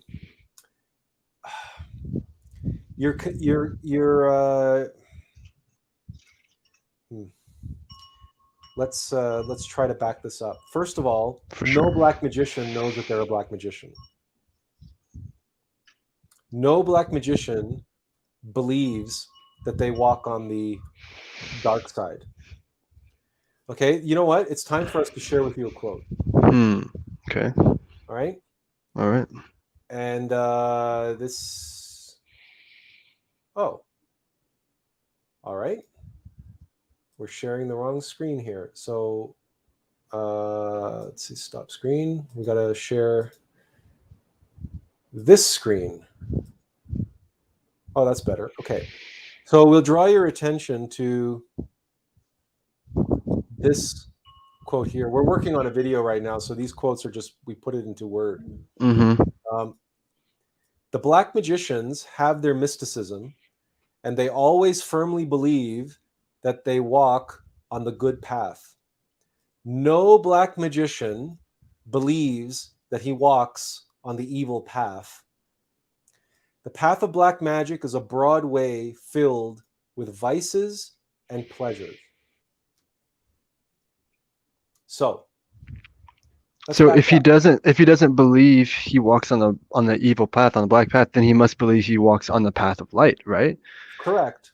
And then if he believes he walks on the path of light, then he must believe he's a servant of the light. He must believe himself to be a servant of God. He must believe himself to be God's will, right? No. He sees God as the enemy. But not necessarily. If you say he walks necessarily. Okay. Necessarily, because the black magician is ego. And ego is the antithesis of God. But ego doesn't know itself, though. It's like a mechanical thing, though. You're saying that the ego. It's like there's a contradiction in what you're saying now. My phone's about to die. I have to get back to it. Well, it's 15%, so I still got some time. I just You know, there's something that we've said to you often before, is that there are many contradictions. There are many contradictions in the path. There's many contradictions in gnosis. But these contradictions are a matter of appearances. They must be comprehended. Right. I was only trying to comprehend them because no, you're trying to understand them. You can't understand. You cannot. The mind is going to keep getting you tripped up here, because the mind is the ego. Right now, your mind is in the service of your ego, and your ego does not want you to understand what we're saying here. So it's going to say, well, no, this is a contradiction. That's not necessarily what I was saying, though. You misread into my intentions. Okay, so tell us, what is the contradiction that we're saying? Well, you're saying that you're saying the black magician doesn't know they're a black magician. Correct. But you're also saying the ego is is God's enemy. But I'm saying that the black magician thinks that they're serving God. And you're saying that that's impossible. But because you're saying they're the ego, and the ego knows it's. But I would say that here's the thing: it's like you still think you're serving God. You're just twisted when you're a black magician. So the ego thinks that it is God. Yeah. Yes. It's also the God that everybody else is serving. They call that God Jehovah, Yahweh. They call that, and all of his angels. They see all the angels as demons, and they see that God as the devil. They see God as the devil, and the angels are his demons. They see the White Lodge exactly the way the White Lodge sees the Black Lodge. right? And they see, how dare you tell me that I have to serve you? The Black Lodge, like the idea that when we talk about white magic and we say white magic is the logos working through you in the world and you have to serve, like our whole 4-hour live stream on service is all about serving your innermost being, your true self, and by extension the logos, which is by extension God, doing the work of God, right? So the Mm-hmm. Black Lodge sees that as an anathema to being. They call that indentured slavery. And they're like, no, I'm not going to be the indentured slave of some deity. That's, to me, that's slavery. That's evil. That's the biggest scam in the history of the universe. I'm going to serve myself. I know what's good. I know what's right. Do you know how many atheists walk around saying that we don't need religion to tell us what's right and wrong? We can have a universal ethic without any religion or without any spirituality whatsoever. We can have a completely secular. Just all you got to do is listen to Sam Harris. Sam Harris explains from his point of view how you don't need any religiosity, you don't need the so-called spirituality, you don't need any concept of divinity whatsoever to have a universal ethic which is completely secular in nature. Mm. That's the ego. That's the Black Lodge saying, no, we can rule, we can be gods. We don't need God. We don't need any of that scam. It's a scam. That's one of the reasons why people become atheists in the first place, because they look at the church, they look at all organized religion, they say it's a scam. Right. But Right? the black magicians who even push the atheism on the public, they're not atheists. No, but that's irrelevant at this point, right? The Well, point is that they not quite irrelevant, because the whole point of this conversation was back to what we were starting from, full circle, is like the black magician thinks he's serving God because he thinks that he is God and everything else is God, and he thinks he's realized, right? He thinks he's like realized like what God is in like a metaphysical and like intimate way, and he's like mistaken though if he's serving himself and that's not serving everything else. It's like a very complex. No, it's actually quite simple, and all you have to do is observe yourself It's to very know. simple, but it's It's like this. it's It's not like complex. It's I not know, but it's complex. like a. Then why are we talking about it? It's like if it's so simple, you know. We're talking about it because you brought it up, and you can't let it go. That's why we're talking about it. I just let it go. I'm done with it. No, I mean, in all fairness, when we say that it's you're trying to you're getting caught up on terminology, you're getting caught up on perspective. I'm not trying to get caught up. I was just literally trying to comprehend a deeper thing that I've been working on. Then But then meditate on it and meditate on yourself. thank you, and I will. I actually have to go. My phone's like at quickly declining in battery percent. It's just gonna die anyway, so I'm gonna take my leave as this. Thanks. Okay, all right. We'll talk to you later. Yeah, talk to you later. Okay. Okay. Just different perspective, hopefully. This discussion about deception makes me bring up the concept of is it pretest? How they call it in the Eastern or Orthodox Church. Okay, that even the deceiver can appear as disguised in an angel of light. They use this a lot to bring up why they don't believe signs and visions. I personally have mixed feelings about signs and visions, since I also see them as a message from the collective unconscious. That's my personal struggle and risk I take, I guess. Okay. We've never heard this term before, prelest. So if you say this is a term that's comes from the Eastern Orthodox Church. However, this aspect that the deceiver can appear disguised as an angel of light, this is absolutely true.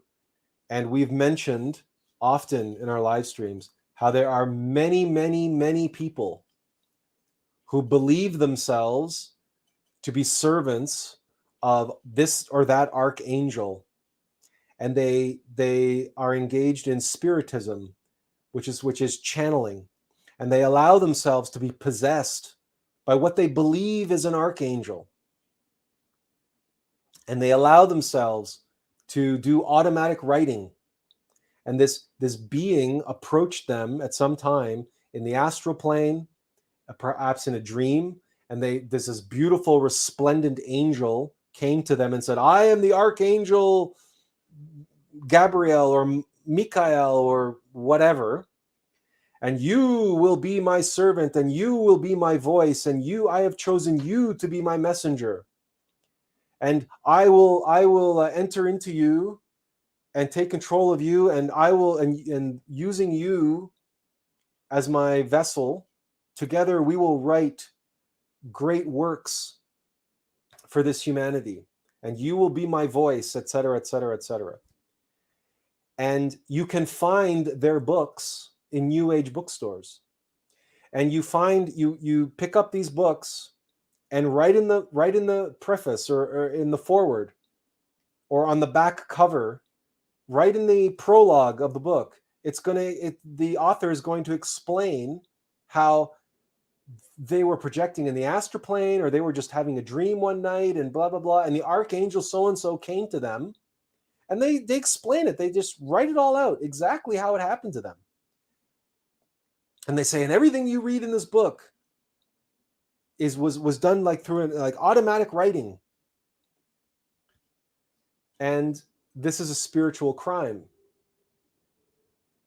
And if you read the context of those books, it's all black magic. It's all, or we shouldn't say it's all black magic. We shouldn't be so flippant about it.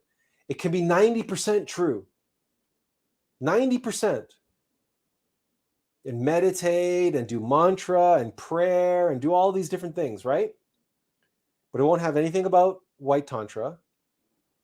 And it won't have anything about, right? There'll be 10% in that book, which is either 180 degrees wrong or it's missing. So it's lies by omission. So it's very selective. And they just remove key elements, things like the elimination of the ego. That's not going to be in there. Or if it's in there, it's talked about in such a vague, overarching way that there's zero practicality to it. And there are literally hundreds, if not thousands, of books that have been written this way. You may be familiar with something called the raw material that was so-called channeled over a number of days back in the 70s or whenever it was. Some occultists did whatever they did, and they made a connection with an entity who called himself Ra. And he says, I am Ra. And every time he starts talking, saying, I am Ra. And he starts explaining all of this stuff, and they wrote it all down. They channeled it all. Like a number of different, 3 or 4 people who are the different channelers were working, and they wrote all this stuff down. And this is now available. You can get it online. It's I think it's called yeah, that's it. The Law of One. Thank you. It's called the Law of One, but it's also referred to as the raw material, the R-A, Ra as in Ra, the Egyptian god. And when you read that, there's lots of good stuff in there. They're not lying. The Black Lodge is revealing a lot of truth. It's very similar with the stuff about the hidden hand, for example. Oh, okay. Okay. Hello. Hi. Well, welcome. Yeah, hi. I can't believe you're bringing up the Law of One, because I was really curious what you think about it. That's one also of the things why I'm, I don't know, in between about channeled materials, because there are good things in it, like they make sense to a certain level. So why would they not actually just say the same things as ancient scripts have said, but just with a new language? I mean, how can you tell that the source of the Law of One is deceptive? How, I'm really curious. That's an honest question I have. Okay, no, it's a good question. It's an honest question. It's a good question, and we have a very simple answer. God does not fax down instructions. And that's not a that's not a flippant answer. God does not fax down instructions. Do you know what the path of the Bodhisattva is? Yes, I guess I know. And It's yeah, I comprehend mean the it's following. mhm. Okay, God does not. First of all, possession is a crime. Possession is a spiritual crime. So we'll get back to this 90% thing in a second. Spiritism is a crime. Possession is a crime. Only demons possess. like channeling in that sense. Channeling is possession. That's what channeling is.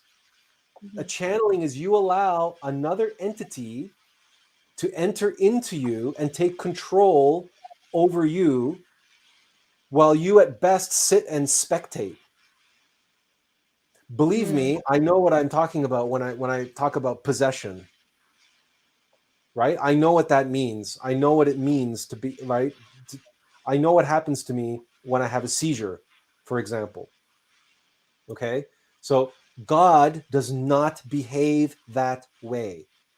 God does not do that. And no member of the Logos does that because free will is an absolute law of the universe. And so much so that even your innermost being will not force you to do anything. It's only a process of you awakening and awakening to who you truly are and becoming your soul, that you actually can enact his will in such a way that you are as one. But it's not a possession. Your being does not, you are never in a situation where your being comes down and takes control over you, where you have no say in the matter. You Yeah, have that's to observe definitely yourself. You have to observe yourself to really appreciate that.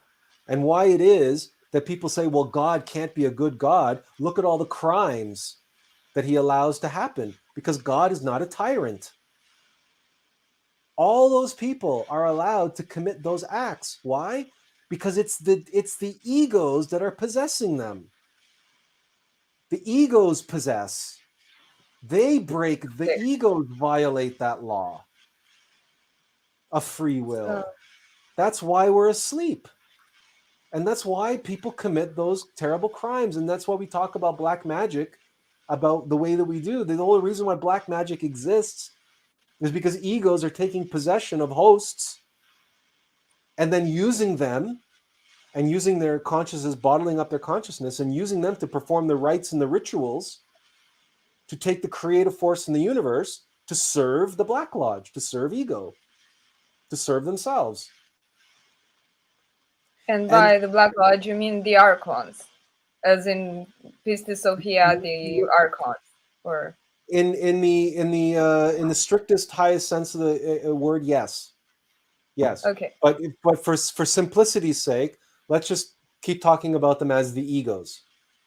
Okay. Right? The egos are the Black Lodge, because practically speaking, they are. Right? Okay. From our perspective, they are. That they are one and the same. The Black Lodge and egos are the same. There is no Black Lodge out there. The global elite are not the Black Lodge. The Illuminati are not the Black Lodge. Okay, all of those peoples and groups, and the Order of the Garter, and all this other stuff the conspiracy theorists talk about. Okay, all those groups and individuals and elites and whatever, they are all pawns of the Black Lodge. There is no Black Lodge outside of us. The Black Lodge is inside of us. All we have to do is observe ourselves to know that. Right? We don't have to worry about the Black Lodge enslaving us from outside. We have to worry about the Black Lodge enslaving us from within. Yeah, I'm glad you made this distinction, because like a lot of people who would hear this term would just think in conspirituality terms immediately and say, well, it's the Black Lodge that we've been hearing about then in, I don't know, in this kind of viral videos and stuff. But it makes a lot of sense. And I do believe 100% that, you know, all these things that happen on a large scale, they wouldn't happen if we would not contribute our own bit with our own egos to It's this. the only way that it can happen out in the world is that individuals are individually possessed. And the Black Lodge, the only way that the Black Lodge can possess you is through possession. And that's demonic possession, or through channeling, through spiritism. And that happens by them approaching you in the astral plane, or someone in the physical plane approaching you and offering to hypnotize you, right, to help you with your alcoholism, or I'll help you quit smoking by hypnotizing you, right? This is a form of black magic. This is a form of Yeah, psychological definitely. That's what manipulation. I'm thinking. Like, can these things you mean reach you by synchronicity? Say that again. Can these things? Can this, like, let's say this deception mechanisms reach one just by synchronicity? Someone just turning up into your life to test your ability to be deceived. Well, absolutely, that's what it is. That's it's a test. And if you allow them, if you agree to allow them to possess you for channeling processes, then you failed the test. Mm-hmm. You failed the temptation. Yeah, I see, and I agree with that a lot. I do have some questions Yeah. regarding this, because Mm-hmm. I'm just why I hopped in here, because I have a lot of questions on this Mm-hmm. topic. It's one of the things that I've been thinking about a lot. So one question would be, well, yes, let's say, do we really need to give up everything that is visionary because of that? Because there are people, for example, in Orthodoxy, they give up all the visionary nuances and the manifestations. Yeah, they don't have mystics, they don't have stigmatas, they don't have this kind of stuff. Well, I personally think it's so much part of our human culture. I mean, if you go to a museum, you will see a lot of paintings that are basically depicting angels, and angels talking to people, to chosen people. So, do we need to give up the possibility of getting in contact with angels at all? Like, No. So the problem with the problem with the Orthodox approach is they throw the baby out with the bathwater. that They that's also how I see it. and the reason why they did that is partly because, and it's ironic. It's ironic because they have their icons, which is ironic, because one of the reasons why the Orthodoxy did that is because they didn't like the idolatry that they saw happening Well, in the Roman Catholic Church. That's why one of the reasons well, why I the don't Great find that Schism one occurred. ironic. Mm. Sorry. But yeah, you can finish the idea. I don't find that ironic. I'll tell you why. I will give an Okay. argument that Henri Sure. Corbin makes in a book called The Paradox of Monotheism. He says that it's exactly because of the depictions that, and it's because of the angelic depictions and this basically manifested, like visual, or I think I'm also adapting it a bit to icons, but he's talking about the angels and the angelic appearances of God. But it is because of the depiction that you can have the monotheism. It's exactly the fact that it is depicted. Like, if this wouldn't be, then yes, monotheism would make much more sense. But it's the depiction answers a certain need that otherwise would be just replaced by something else. Okay. But one of the things that one of the reasons behind the Great Schism was Orthodoxies. Uh, they especially didn't like how Constantine, when he converted the Roman Empire to the Holy Roman Empire, and he basically crowned himself the first pope. By what they did was they took up many of the statues of deities that were Mm. Greek and Roman deities, and they just renamed them to be this is God, or this is this archangel, or this is this like the saint. sun god and Yeah. So they took for example Athena, statues of Zeus, and they say this is now Yahweh, right? So and people like Minerva. and the other thing is like all of the Christian festivals, all of our Roman Catholic Celebration. yeah, like Christmas and Easter and all of these things, they're all aligned with pagan celebrations, right? So because the Romans didn't want to give up their holidays, Yeah. so they made the Christian. They said, okay, we're going to have the same holiday, but now it's going to be called Christmas. Yeah, right? sure. There was a meme about it, I guess, with the Saturnalia and the Christmas, and just Romans not wanting to give up that. Now there's it's a double-sided coin, right? We can take a very cynical view of all of this, or we can take a very practical view and say, look, on balance, okay, the Romans had fallen into idolatry. When you look at the Dionysian festival, which became Lent and Easter, right? But before that was the Dionysian festival, which was nothing but a drunken debauchery, drunken sex, and it was a complete debauchery. It was complete idolatry and debauchery, right? And they turned that into Easter. So you can look at it in a very cynical way, and they say, "Oh, well, they took a pagan ritual and they just made it into a Christian ritual." Yeah. But when you look at how people observe Easter today and how they've observed Easter for 2,000 years versus how the Romans were observing Easter and the Greeks before them, well, that time of year, the springtime fertility festival of the pagans, was always a drunken debauchery of sex, right? Because it's springtime. That's what you do in the spring, right? You have lots of sex. Do you think it was just that, or was there something like deeper on a more initiatic level as mysteries? Because they had these mysteries, right? At the beginning there was, but all mystery schools and all religions degenerate because everything on this level of reality is subject to the law of entropy. So everything. From what I know, the mysteries, like the ancient mysteries, they're kind of the Greek mysteries, right? Originate in Egypt. I read theories on that. Those are just theories. Okay. There's no. But they no communicate religion somehow. I mean, like as an European, if you want to understand better, let's say Oriental spirituality, the closest would be to look into mystery religions of. Here's the thing.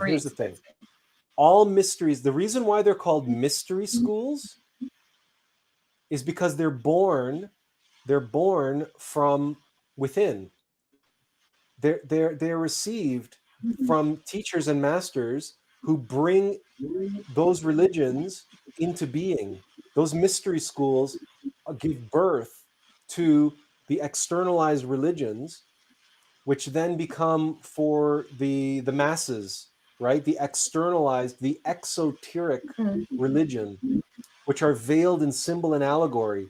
And all religions have their mystery school element, the inner circle of esoteric knowledge.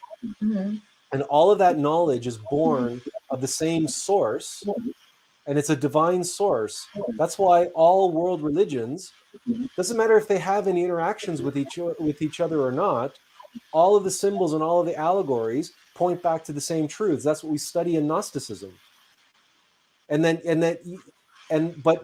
But theologians and intellectuals can't accept that because they're secular, because they see themselves as historians and secular and atheist, and they believe all of these religions are just made up. They don't recognize mythologies contain timeless universal truths. They think that they're all just made up, and then so they have to look to external sources, and they say, "Oh yes, because the Greeks went over to Egypt and they had the Library of Alexandria, and of course they adopted the all of this stuff from Egypt." They have to say that because they cannot accept the truth.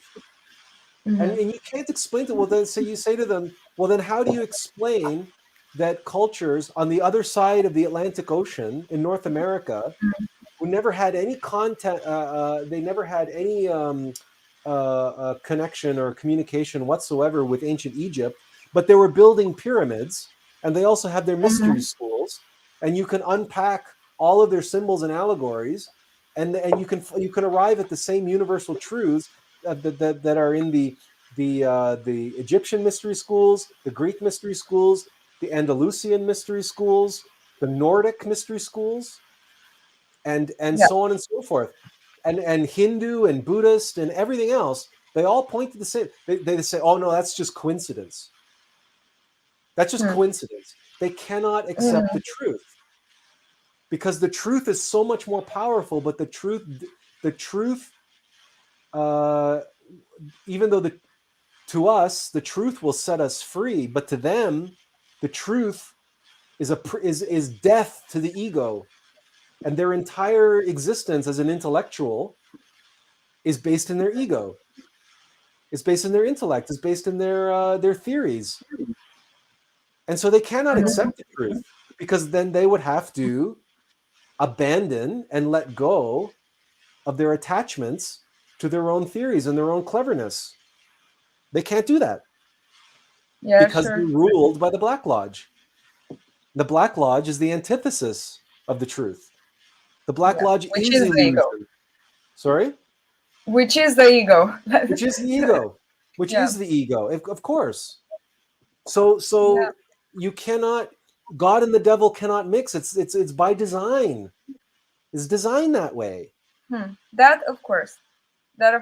But how can you know, for example, how can we know the difference or between eternal ancient knowledge and channeled material from Law of One? That was a. Here's how you know. You what if that's from the same source? I don't want to seem like I have an attachment to the Law of One. It's not like I just read it out of curiosity, but you meditate. You meditate. You ask your innermost being for the answer. And if you don't get an answer, well, there's a few keys that you can use. Okay, so for example, if you I write them down. No. You don't have to write it down. You don't have to write it down. No. This is not an intellectual exercise. Do you know why you can't write it down? Because when you dream, you don't take your paper with you. Okay. If you go into the astral plane, you will not have your cheat notes. This is why we have to memorize prayers and we have to memorize mantras. Because if you are in the astral plane and you get attacked by a demon, if you don't know your prayer of protection off by heart, it doesn't help that you have a prayer book. When you really need it, you have to know it. Sure. So this key you have to know. If any being approaches you in the astral plane, any being, and he looks like a master or a wizard or an angel or whatever, or he approaches you and he says, "I'm this and I'm that, and I want you to do this and do that," you simply say, "Oh, be very respectful," okay? Because you don't know. It could be real. It could be a real angel, but so you don't know for sure. So be respectful and be humble, and say, "Oh well, then before I can perform this service for you, please, I beg of you to first do me this small kindness and instruct me on the matters of the correct use of Tantra." Really? That's tell the difference. A demon cannot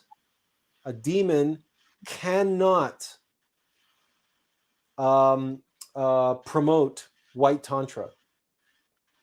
It goes against the very fiber of their being. They will always tell you that fornication is good, that orgasm is good, that you should have orgasm as often and as much and as intensely as possible. So if this resplendent, beautiful angel instructs you on Tantra and says, yes, it is good to masturbate. Yes, it is good to orgasm. And the more intense your orgasm, the more divine your sexuality, then you know that it's a demon. Mm. It's as simple as that. It's just that. Wow. Now it makes me think, isn't it that John Dee at some point, like he was channeling all this angelic knowledge, and at this point, this angel was channeling just asked him to swap the other eye, and right? Wasn't that like part of the John Dee story? I think my internet got blocked. Yeah, I mean, I'm thinking now, like, yeah, a lot of magic has some sort of deception in that sense, if you want to say it that way. But most of the time, I mean, a lot of misunderstanding of the use of Tantra. Well, look, we shared this for a reason. We shared this for a reason here. Where is it? No, it's this one. Look, we shared this for a reason. Okay. Okay. This is just a little meme that we made about how to get in the car and drive and get onto the highway. Mm-hmm. And we just left out one line.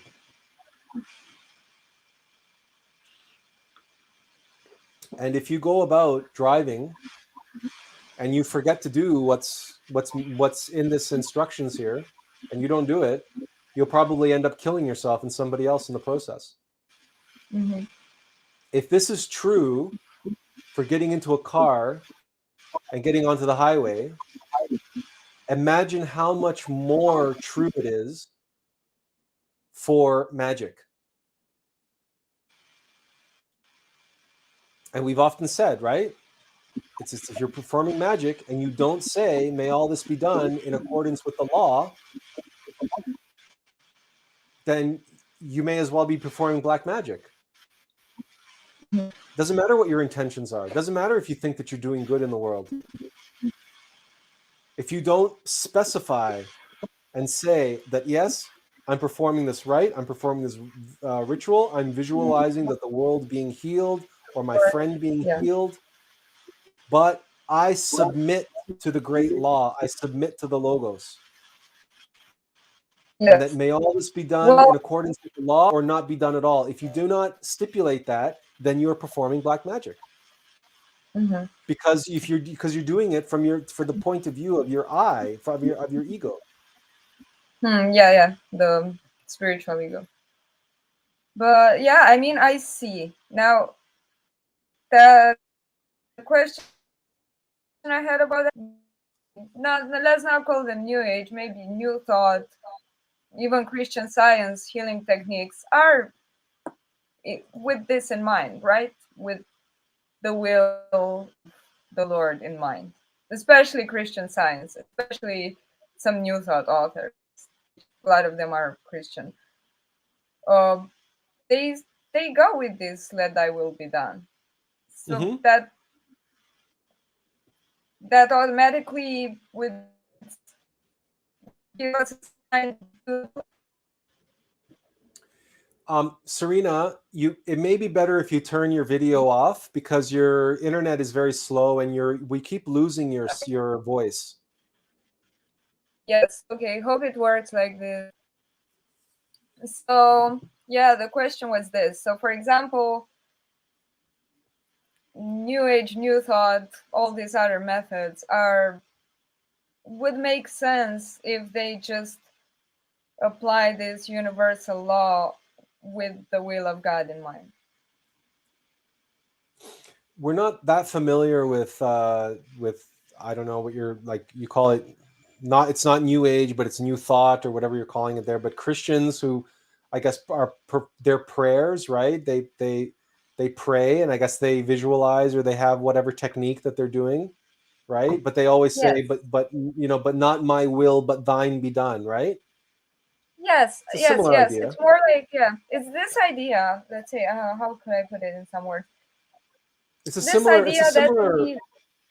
yeah, there are thoughts create reality, and that, all that story, all that law of attraction story, but explain just as thought vibrations, and Hmm. explain just that that's the natural law of how things are, which Hmm. is which can be proved and even as a science tested, and at the same time admits that God is behind this whole thing. Well, they don't have, like, let's say, a theology or a doctrine. They don't have very clear, terms for that. But they treat this whole phenomenon of the mental element, I don't know, of the mental process, of the mental sphere and Hmm. action and operation, as they treat as science. Hmm. So Hmm. they say this is how thoughts work. This is how, I mean, it's a lot like, I would say that a lot of modern therapies or NLP is based on this kind of wisdom. Like, let's say, of William Walker Atkinson, who is probably also one of the authors of the Kybalion, this side of knowledge. I know it's more pop culture, but I just wanted to see, like, what's your take on this? Because, yeah, there are opinions that that even if it works, you shouldn't use it. But I don't know, it works anyway. Like, we do have capacity to visualize. Use it Hmm. mostly negatively. Why not use it anyway? Is that deceptive? Is that black magic? Just because it's changing reality? That, like, that's another There's question I only have. there's only magic, right? So as we said at the beginning, there's only magic, and what determines if it's light magic or dark magic, what determines that is what are you serving? Who is the one that's performing the magic? I Okay? see. So when you say that we have thoughts and we have visuals and everything else, the reality is that our thoughts, our minds are supposed to be serving our being. This relates back to the previous live stream we did on service, which was 4 hours that we did on service and what it Yeah. really means to serve and how to serve. So if you apply the same thing that we talked about, the exact same philosophy and methodology that we gave for 4 hours talking about service, if you apply that to magic, then you have the difference between white magic and dark magic. Yeah, I It's think. that simple. What are you serving when you are doing your magic, when you're doing your visualization? Who are you serving? Are you serving your higher self, your innermost intimate Christ? Or are you serving your ego? That's what determines if it's light or dark. Are you a servant of your ego or are you a servant of God? That's the determination. That's all that matters. That and the end, and also what's taken into account is the end result. But you don't Yes, know you can't possibly know what the ultimate end result is because our vision of the end result does not take into account the great law because we don't see the great matrix of karma and we cannot see the ramifications of the effect that we are having because we are not a lord of karma. We are not Anubis and we are not one with the logos and we cannot see the fact that the person that we helped, okay, goes on to murder somebody, or the person, or the thing that we thought that we were doing a good thing, that person ends up doing something else which disrupts something else which disrupts something else, which we could have no possible way of knowing. But the reason why we didn't know that is because we were so limited in our focus and said, but I want to do this, I think this is right, and I have the power to create my own reality. I black magic, period, end of story. Now, if you say that person is really suffering, and I want to help them, and I want to see if I can help them, and I pray and I visualize that they're happy, that they're healed and everything, but I say, but not my will, but thine be done, or let all this be done in accordance with the law, or not be done at all, then you are at least saying, look, I feel in my heart that I really want to help this person, but I don't know if that's their karma to be helped. I don't know if that's what's right for them.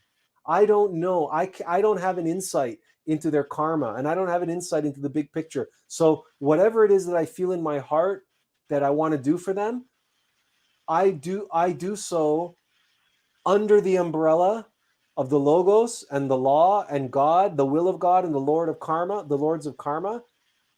And I acknowledge that my feelings for them and my desire to help them may be coming from an erroneous point of view or a limited point of view, and I recognize that. So you're humbling yourself, and you're coming from a place of humility. Yes, you have good intentions, but you know that the road to hell is paved with good intentions.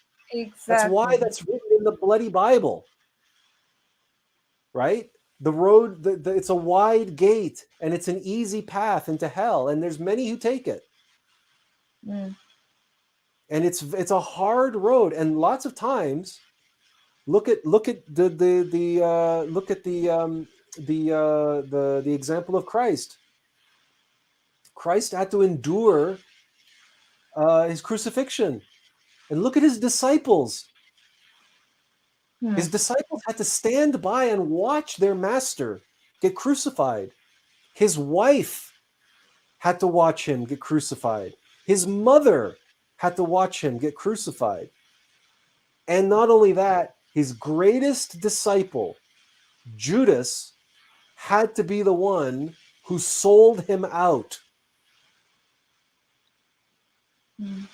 That's the service that Judas does to the Christ. He's the one that made it possible for Jesus to fulfill his life's work on the path of the Bodhisattva and become the master of masters for this planet. Yes. I mean, how I would read that is, okay, maybe that was the karma, but also, the person who performed,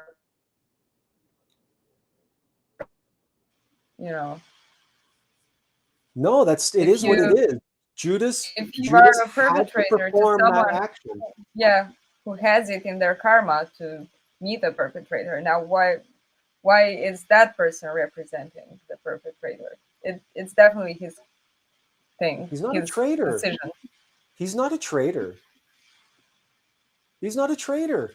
No, I didn't Jesus say he's a told him to traitor. do that. I'm just saying, in a situation where someone is a perpetrator and it's a karmic situation. Now, why are they why is that person performing it and not someone else? It definitely tells us something about the person who fulfills that karma and does some harm to someone else. I just see it like that, okay, yeah, some things maybe are meant to happen in a certain way, but through whom? That's always a decision of the person who chooses. So there's also a bit of, Yeah, absolutely. They have yeah, to go through with it. yeah, But the thing is that that's the thing. So that's what trips up the intellect, okay, is that the Black Lodge ultimately works for the White Lodge. like You the see, ego works for essence. yes, the ego ultimately works for the White Lodge. Okay. This is what, see, the intellect has a very difficult time reconciling this. But so, for example, if it's someone's karma, okay, if it's someone's karma to be murdered, to die at the hands of someone in a horrific way, there needs to be someone to perform that act, that horrific act. Yeah, and the person who decides out of their free will to perform that act, well, that's where they are. They're That's what I'm also saying. going to accrue the karma of being a murderer Because they allow it. because they went through with it. Correct. Yeah. But there's many people who are going to be tested by that, and not many of them are going to go through with it, but one is going to go through with it, and they're going to fulfill that karmic that fulfillment of that karma for the victim, but they themselves will have fallen into a karmic trap in the process because they will have failed their test. And this is something that's very, very, this is why karma is intelligently managed. And it's something that's very, very, very difficult for the intellect and the sentimentality to process, because the ego is not designed to comprehend. The ego can only understand this or that, A or B. It doesn't understand A and B. It can't. It can't because the ego is a mechanical, right? It's like an AI. It's 1 or 0, on or off, yes or no. Can't be both. Anyway, we have some other people have made some comments here, so we better go back and cover some of these before we move on. So Roy posted a comment here that basically the quote that we were reading earlier, the one that we're making our video out of, we're just going to read it because Roy's comment got cut off, so we're going to read it. The first part we've already read, the part from Master Samael and Bayor. The black magicians have their mysticism, and they always firmly believe that they walk on the good path. No black magician believes that he walks on the evil path. The path of the black magic is a broad way filled with vices and pleasures. That's from Samael and Bayor, the Revolution of Beelzebub. Okay. So the next one, the next quote begins, "The most dangerous form of black magic is the scientific perversion of occult power for the gratification of personal desire. Its less complex and more universal form is human selfishness, for selfishness is the fundamental cause of all worldly evil. A man will barter his eternal soul for temporal power, and down through the ages, a mysterious process has been evolved which actually enables him to make this exchange. In its various branches, the black art includes nearly all forms of ceremonial magic, necromancy, witchcraft, sorcery, and vampirism. Under the same general heading are also included mesmerism and hypnotism, except when used solely for medical purposes, and even then, there is an element of risk for all concerned. Though the demonism of the Middle Ages seems to have disappeared, there is abundant evidence that in many forms of modern thought, especially the so-called prosperity psychology, willpower building metaphysics, and systems of high-pressure salesmanship, black magic has merely passed through a metamorphosis, and although its name has been changed, its nature remains the same." This is from Manly P. Hall in The Secret Teachings of All Ages. And Oh yes, Roy was that answers sharing, the question. Yeah, right? It's very on topic with what we were talking about. Okay, so Peter Donnelly says, if we react to phenomena with negative emotions, then we fail the test. If we get triggered and anger takes hold, or pride, or any vice, then we become subjected to black magic and fall.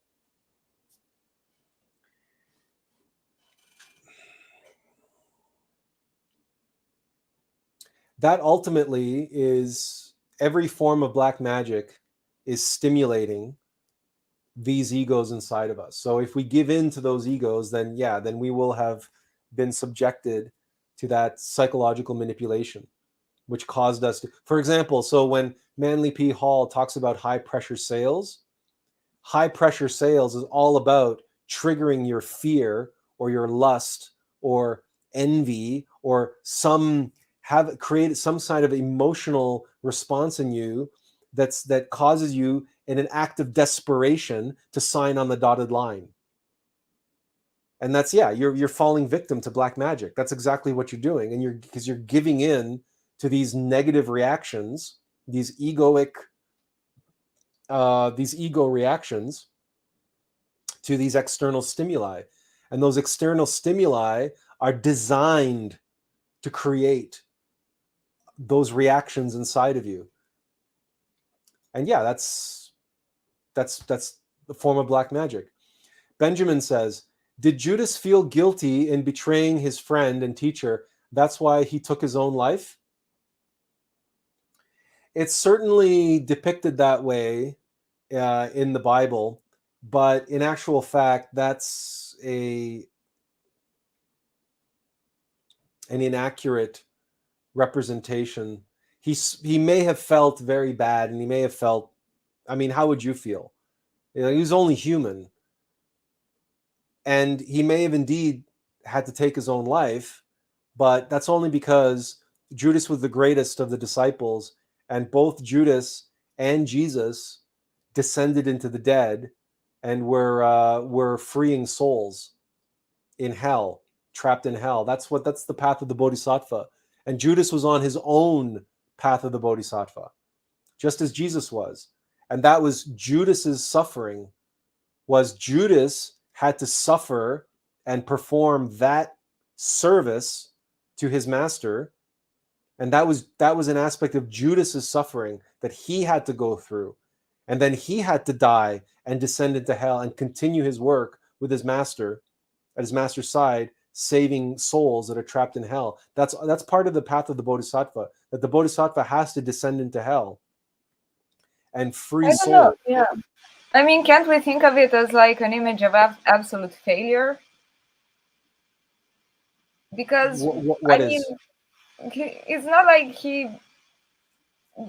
we have any clues throughout his actions, his evolution as a character, that he will become a bodhisattva, Judas. I mean, we do know that he was the person who was the weakest to his own ego, like what we're talking about, like he was the strongest. Full on embodiment.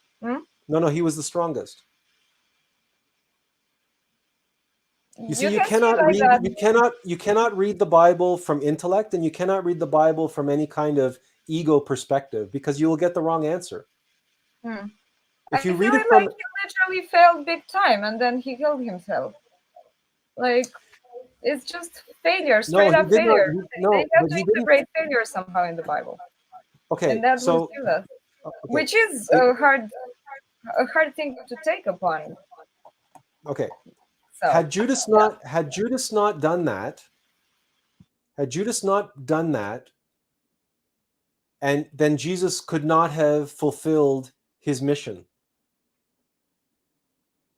Period.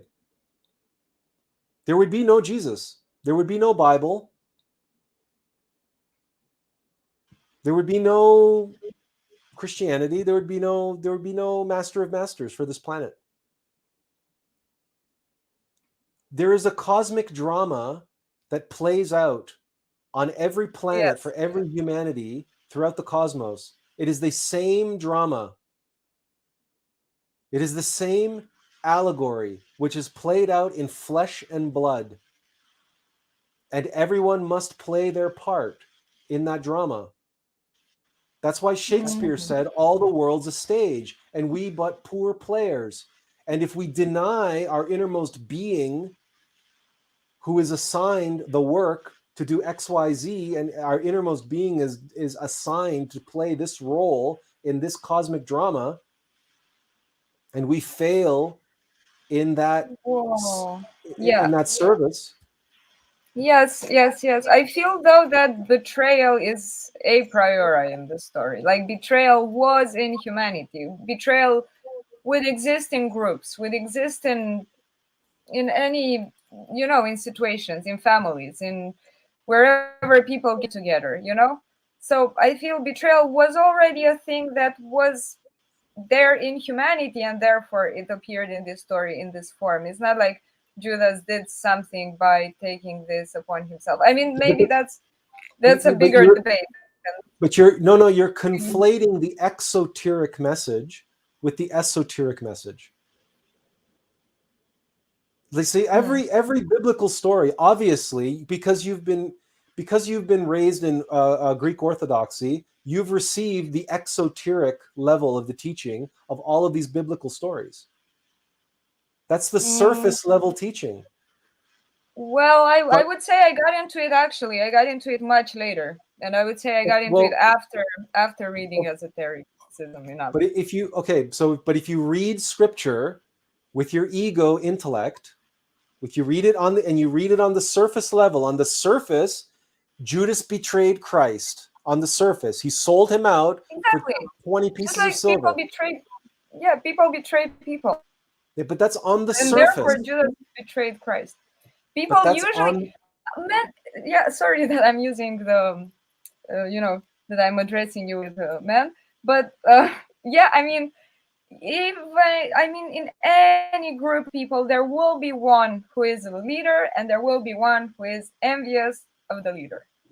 Every group, study any group, you will find it. Sooner or later, there's gonna be a person who projects something on the leader, and therefore they're really mad at the leader, and nobody else has a problem. It's definitely a shadow thing. So, of course, someone in that group. So let me share what Joel L. is expressing here. Sure. Judas carried out a law from God and represents one of our own zodiac or inner characters that betrays our intimate Christ. It is said that Judas died a traitor's death and then hanged himself, and went to the lower realms by choice, where he resides still to help others out of the lower realms who failed to find the light. So the surface level is, right, as you say, he is the traitor of Christ on the surface level. But I'm not here to teach you the surface level. I'm here to teach you the deeper level, which is what Joel L. here is elaborating on, is that he played that role of the greatest traitor who ever lived in humanity, who killed the Christ, the Savior, who sold out Jesus. So Judas is the most hated person in all of Christendom. But he willingly accepted that role, and he hanged himself so that he could go into hell and perform the work that he performs there. And he willingly accepted that role to play that role in the cosmic drama. Because as you point out, on the surface level, he plays the greatest traitor in Christendom and the most hated man in Christendom. But on the deeper level, he allowed the Christ to fulfill his path of the Bodhisattva. And in return, Judith, is fulfilling his path of the Bodhisattva, which is the esoteric meaning. Because Judas was the greatest of the disciples. He was given the most important task. But that's the esoteric level.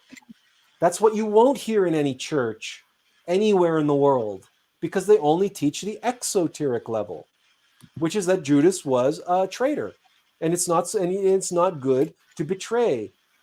And as Joel L. is pointing out, for esoterically, Judas represents that aspect of us which betrays our innermost Christ.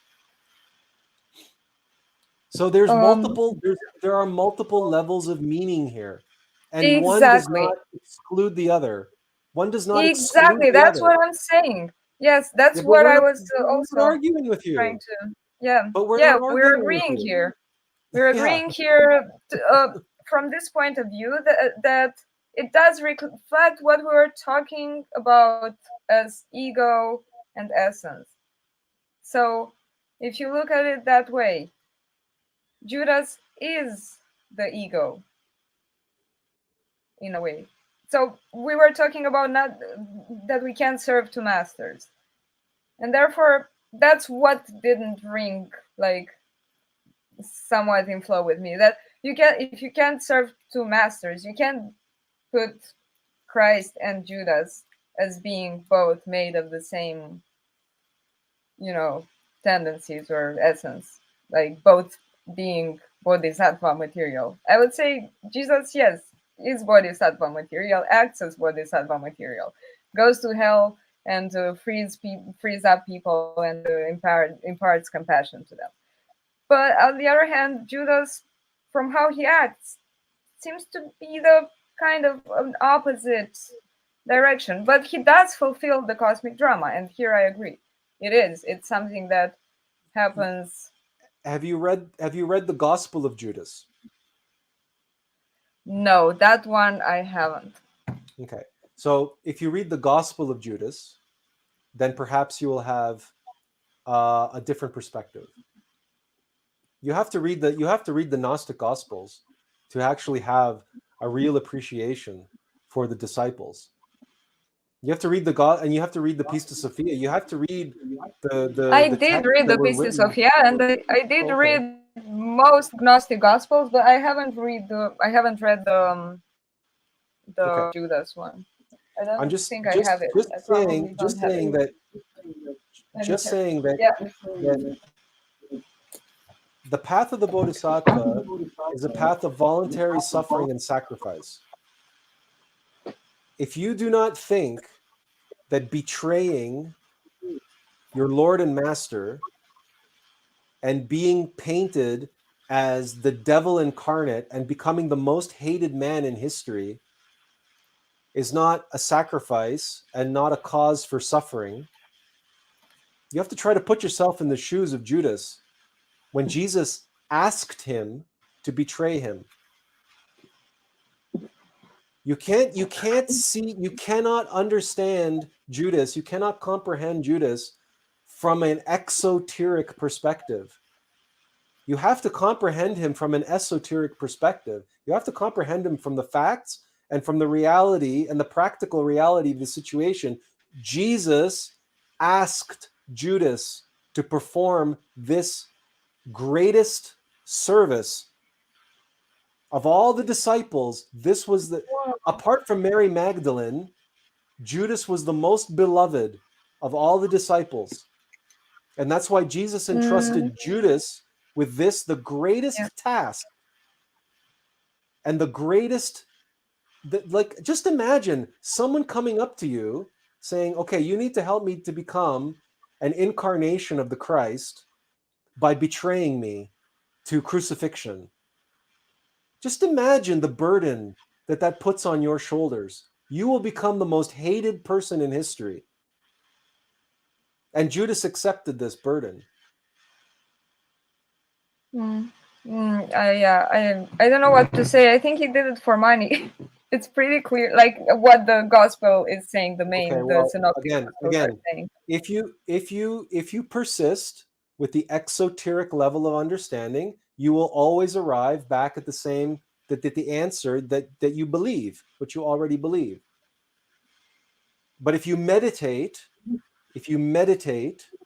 and you let go your attachments to the exoteric level of what your mind is telling you this story is about, and you actually meditate and put yourself in the shoes, and you can ask for guidance. You can be shown the Sure, facts. I'm sure. I'm sure I'll get it. I'm sure that's how I'm gonna get the answer on this, because again, Joel says yes, and that drama is in the elliptical of the sun on its path that repeats every year. He also says, good luck trying to introduce philosophy with a metaphysician. I'm not sure if you think about it, Judas took the hardest route. And finally, everyone in the Christ drama represents an aspect of our own character. Well, that's true, but also all the disciples represent one of the 12 independent aspects of our being. Right? That's what the 12 disciples. Yes, that's something I agree right? with. I would say that sounds right with me. I guess that's a good conclusion. So here's an example. Here's another example. Do you know the story of the doubting Thomas? Which story? The story of doubting Thomas. Yes, sure. Okay, so how do you understand that story? What's your basic understanding? What's the moral of the story? Thomas says, I don't believe that Jesus is risen from the dead. I won't believe it until I can put my fingers in the hole in the side of his ribs and in his hands and in And his it's like, feet. yes, happy are those who are blessed are those who believe without having to see. So is that what you believe the moral of the story is? That doubting Thomas is wrong? Oh no, I didn't say that. Okay, Actually, so then I would rather, yeah, I can say that in my spiritual becoming, I've been alive in that mind state, in the Thomas mind state. I don't find something wrong with it as long as it does come from faith with him and from a desire to know Christ. so the story of doubting Thomas is that aspect of our innermost being. It's that aspect that is behind the consciousness, which drives us towards seeking self-evident experiential knowledge. Thomas is the aspect of our being which longs for gnosis, which longs for knowledge, to know, to experience, to see directly, to taste and to touch God directly, to know, to have true faith. And faith means to know intimately. That's what faith means. Faith doesn't mean belief. The word faith, the true meaning of the word faith, survives in the expression to be faithful to one's spouse. If you are faithful in your relationship to your spouse or to your lover, if you are faithful, that means that you know your partner intimately at the exclusion of all others. That's what faith is, to be faithful. So to be faithful to God, to be faithful to your innermost being, means to know your innermost intimate Christ intimately at the exclusion of all others. That's faith. So, but to the church, right? So that's one of the things that they redacted from the Bible was the Gospel of Thomas. Because to the church is not about faith. The exoteric level of the church is all about belief. So they had to keep those lines in the Bible that say, happy are those who have not seen and yet believe. Whereas in the actual Bible, within the context of the original story, the story of Thomas is expressing the deep esoteric nature of the being and the longing for gnosis, the longing for genuine faith. But in the Bible, what's expressed there gets translated and muddled in the translation where ignorance is bliss. And happy are those who have not seen but believe. Or They're I happy. believe because it's absurd. Sorry? Or the idea of believe despite absurdity. Like, yeah, I believe because it's absurd. Well, no, well, I don't know if they believe because something is absurd. But they believe it because ignorance is bliss, and belief is Yeah, ignorance. I think, Belief yeah, is that was the, hypnosis, right? Belief is yes, it hypnosis. is. Yeah, because So, it's not lived. It's not so awakened. it's It's not truly understood and realized. it's an illusion. It's a delusion. So the exoteric meaning of that story, the exoteric moral of the story, happy are those who have not seen and yet believe, and that's taught in every church everywhere around the world, that's the moral of the story, that you have to believe in Jesus even though you haven't seen him. That is completely 180 degrees in the opposite direction of what the real esoteric meaning of the story of Thomas is. Now I ask you, if it's clear and obvious to you because of your own experience, because of your own intimate knowledge of yourself and your own intimate longing and search for gnosis, self-evident experiential knowledge. It's what you seek. And you know that the story of Thomas, as it's taught in the Bible and by the church for thousands of years, is antithetical to the truth. Why would you doubt that the story of Judas is any different? Oh, good question. So Well, that's I all we're, that's don't all find, that's for you to meditate on, no. and that's for you to contemplate. Yeah, but I don't find the Thomas antithetical to the church, the Gnostic interpretation of it, or the intimate interpretation of that. I don't find it. I think But belief is antithetical to gnosis. integrated. Belief is antithetical to gnosis. Gnosis is Well, about yeah, destroying belief. Gnosis is about destroying belief. We do not. I don't want anybody to believe anything. That's hypnosis. That's the antithesis of gnosis. That's why the yeah, story of Thomas is in the Bible. Thomas sure, represents one of the aspects of the being. sure. Is that Thomas demands that he be able to see and touch Christ. That's the whole point of gnosis. That's the whole point of the spiritual path, is to know God, to know yourself, to know Christ, not believe in Jesus. That gets you nowhere.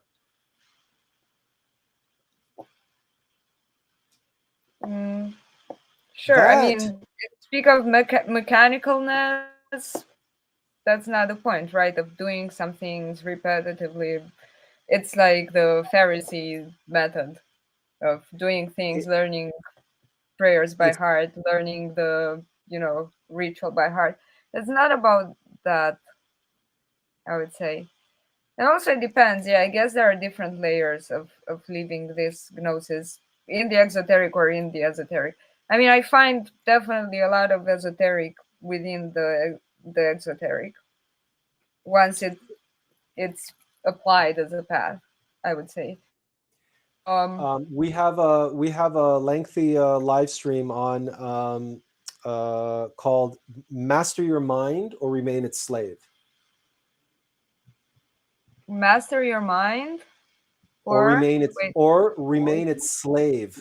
yeah. Okay, this is something that is very, very hard for most people to accept, but the mind is the adversary.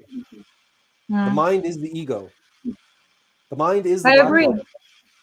It is. And It is where does belief reside? What creates belief? in the heart. No, belief is in the Like, mind. no, not belief. I mean, no, like that kind of faith. I mean, believe in the Okay, but sense of I believe in but God. we specifically use the word belief.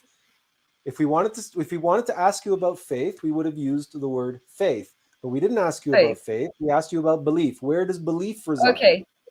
So no, I didn't notice you used it in that sense. But yeah, I mean, belief resides in the mind. Okay. So then how For is many belief reasons. positive? How is belief positive? How is belief a good thing? No, it's not. We agree as mechanicalness, belief in that sense, as repetition and legalism and that kind of thing. It's the antithesis of gnosis. Yeah, but then yeah, I would say I'd have to think about it because I see certain things that can go from the heart, even in people who follow an exoteric path, just by the truth of their direct experience. The Okay, way but that's they sink into the direct experience of the divine through their practice and their the quality of their in which they live. that's a function of their consciousness and their level of being. That's not a function of their belief. Yeah, They may believe in what they're sure. doing, They may believe in what they're doing. Don't get me wrong. Knowledge can lead to belief, but we have a video about that as well, because the ego is always going to try to appropriate knowledge. The ego's divine purpose is to appropriate, twist, tempt, corrupt, and make fall all that is true and good and of the light, including all of our gnosis. The second we achieve some sort of, for example, the second we have some sort of spiritual experience, some moment of awakening, some moment of divine experience, the second after we have that, the mind immediately leaps on it like a panther leaping on prey, and tries to take hold of it and say, "Oh, we must be an awakened Buddha now." That's the first thing that the mind does, is it tries to overthink things and tries to weave elaborate stories around the spiritual experience, instead of allowing us to sit in quiet contemplation and consciousness and meditate on the experience itself. All of a sudden, our mind is filled with all of these stories about, we must be the reincarnation of such and such a master or such and such a saint. It's called mystic pride. Yeah. That's the mind. Yeah. Mind. And though there's a simple answer that synoptic gospels give to the people, to any people who read them, is to die for themselves and pick up the cross. It's just that simple, right? Dying for oneself, doing things like you're not doing them for yourself, you're doing them for somebody else. Like once you give up that attachment of doing things for yourself, right, then it's different. Well, except that the mind is so clever, the Black Lodge is so clever, that they can even appropriate that sentiment, that truth, and then you get people like those chaos magicians, those black magicians, who go around healing people and think that they're saints. Yes. But they're chaos magicians, and they're wasting their sexual energy. They're using their own sexual energy to perform miracles of healing, and they think that they're saints, and try to convince them otherwise. You can't do it, because they're completely enslaved by the Black Lodge. Their mind, their ego mind, is now so empowered. Their ego is so awake. They're on the path to awakening as a demon. You can't convince them otherwise, because they're convinced, exactly as this quote says of Master Samael, exactly as the quote of Master Samael says at the beginning. Here in yellow, the black magicians have their mysticism, and they always firmly believe that they walk on the good path. Yeah, they do. And in a lower level, everybody who believes in Jesus, and everybody is all those born again Christians, and all the people who follow Muhammad, and all this, they're all believers, right? They believe, and they all follow that dogma, and all the Catholics who follow their dogma. And then they do good deeds, and they do them for the church. Were you around? You were there for the live stream we did on service, and we talked about our neighbor who worked for the church. Remember, we said that story about our neighbor, and she believed that she was doing God's work. Meanwhile, she was neglecting her son, but she was convinced. She was completely convinced that she was doing God's work. The black magician is the same, only at a different level. But it's the same, exactly the same. Only the black magician doesn't believe that he's doing God's work. The black magician is doing, nature's work, or source's work, or whatever it is, whatever version of deity or divinity or goodness or whatever that, they have some concept. Or they're doing what's best for them in the universal ethic, and they're helping somebody else. So they're being altruistic. So they're feeding this mystic pride that, I'm as good as a bodhisattva because I'm sacrificing of myself for somebody else. So I'm like a bodhisattva. I'm like Jesus. I'm giving of myself for somebody else. I'm creating a glyph. I'm creating a spell. I'm writing it on some paper. I'm folding it up, and then I masturbate on it while I visualize. Freaking, yeah. Okay, and he thinks I'm sacrificing myself for this other person. It's 100% black magic, 100%. Yeah, it is. It is, and I see it. I mean, it's a bit like where it worries me a bit to see it trending in the self-help community But you much see, more than it used but hang on, to. right? But the key in the lock, okay, that allows the Black Lodge to do this, we can call it 100% black magic, but the key is the belief. They believe what they're doing is good. They firmly believe that they walk on the good path. Belief is the key. If they didn't have the belief, they wouldn't be doing that. The belief is the key. They don't know that what they're doing is wrong. They don't know that what they're doing is black magic. They believe they're doing chaos magic. They believe they're doing self-help. They believe that they're helping others. They believe that they're a holy soul, that they're a good person, that they're whatever. They believe whatever it is, but it's their ego and the mind that makes them believe that and turns them into a slave. They are a slave. And belief is the key, and the mind is the vehicle. And it is a very, very, very slippery slope from the person who believes that they're doing the work of Jesus, right, to the person who's doing black magic. It's a slippery slope from one to the other.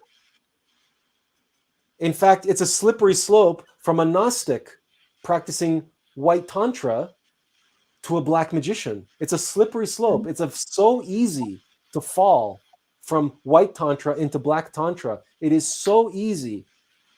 That's why Yeah. white tantra was never taught. Traditionally, it was only taught to those individuals who demonstrated their worthiness to receive the knowledge.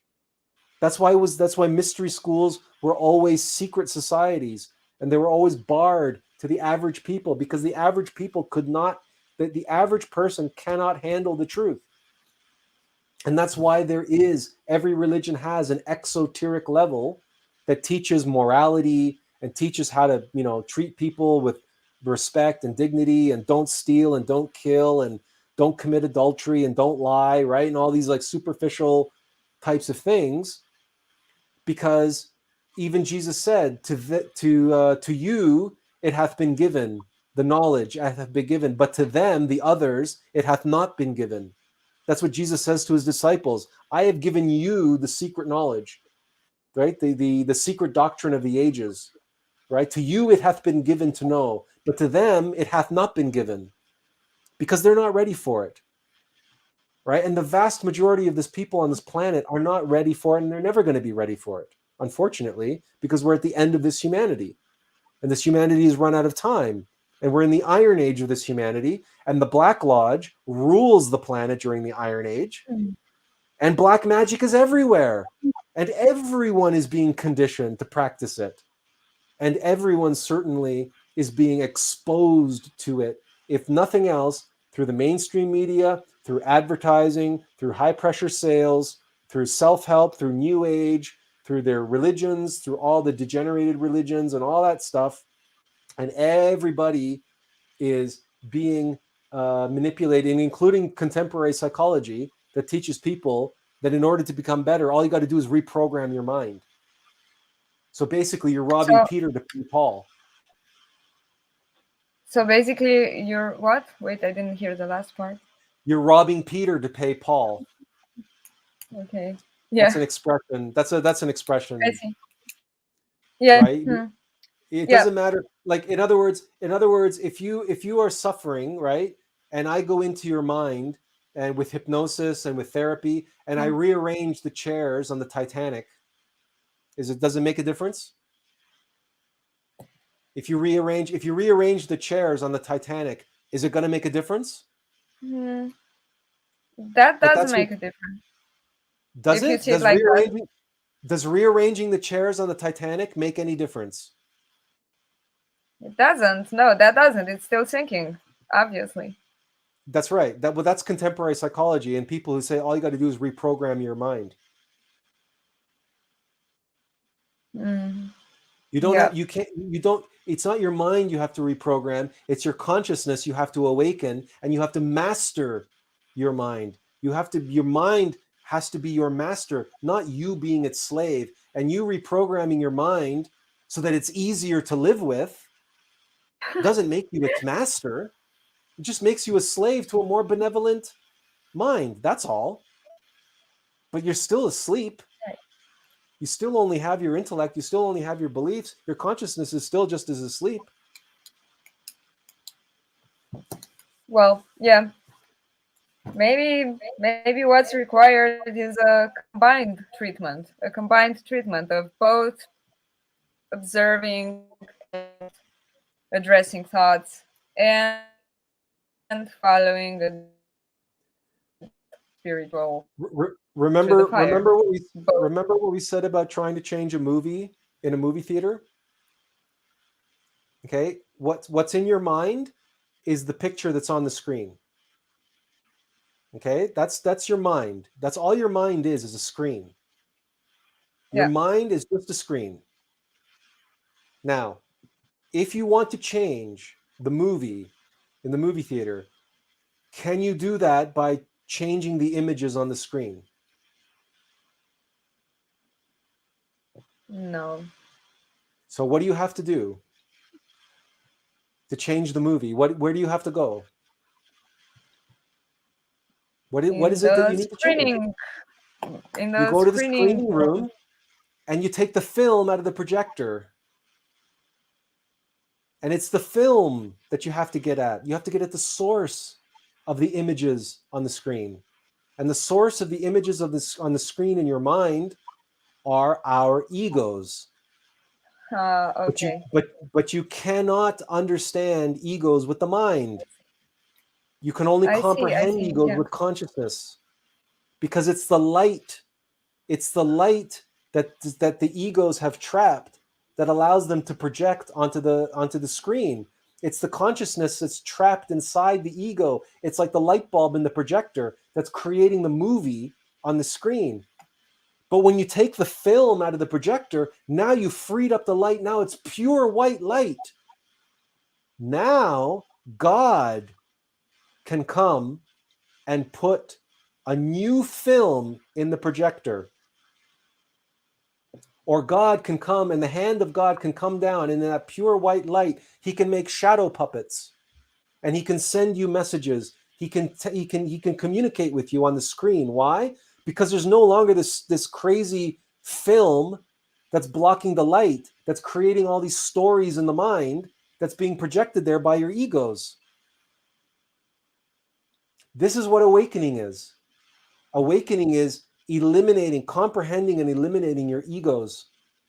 Those things that are creating those false narratives and beliefs and identifications and attachments that fill our mind with all that garbage that prevents the pure light of consciousness from reaching the screen of our mind and preventing the hand of God to come in and make shadow puppets for us that we can see clearly on the screen and say, now I know what my innermost being is communicating to me. Just like the only way I have these words to speak to you is because they're coming through me. But That's this is great. I right? appreciate it. I'm so happy you brought this image up. It's like the world of really, yeah. It's kind of like how you see the world of forms, the whole Plato thing. That Oh, Plato's cave.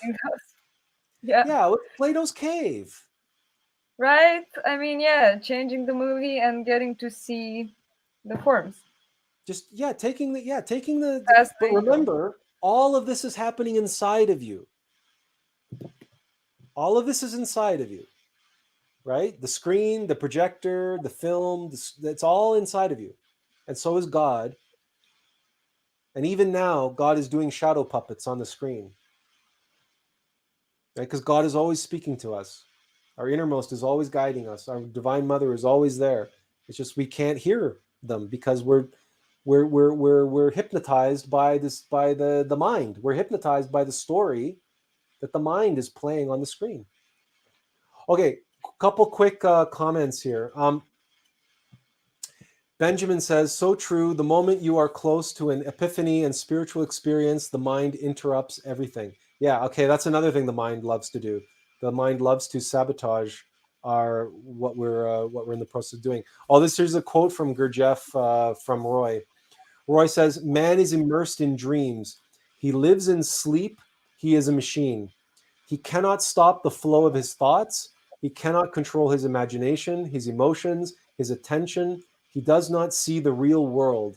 The real world is hidden from him by the wall of imagination. George Ivanovich Gurdjieff. That's interesting. He used that word. What he really means is subjective imagination, which is fantasy. Because imagination is a quality of consciousness. So we never want to get the idea that imagination in and of itself is a negative thing. What's negative about it is imagination in the hands of the ego. So the ego loves to fantasize. So when the imagination is used by the ego, then it creates all sorts of fantasies. And all we have to do is observe ourselves to see that happening. When we fantasize, for example, about the future, about the past, and we're always dreaming up the worst case scenario or the best case scenario, or we imagine winning the lottery, or any number of these things where the ego is fornicating with us through our imagination, and is using that imagination and twisting it into, and corrupting it and turning it into fantasy. So that's just a modification that we will give on Gurdjieff's quote. But the essence, the spirit of the quote is correct.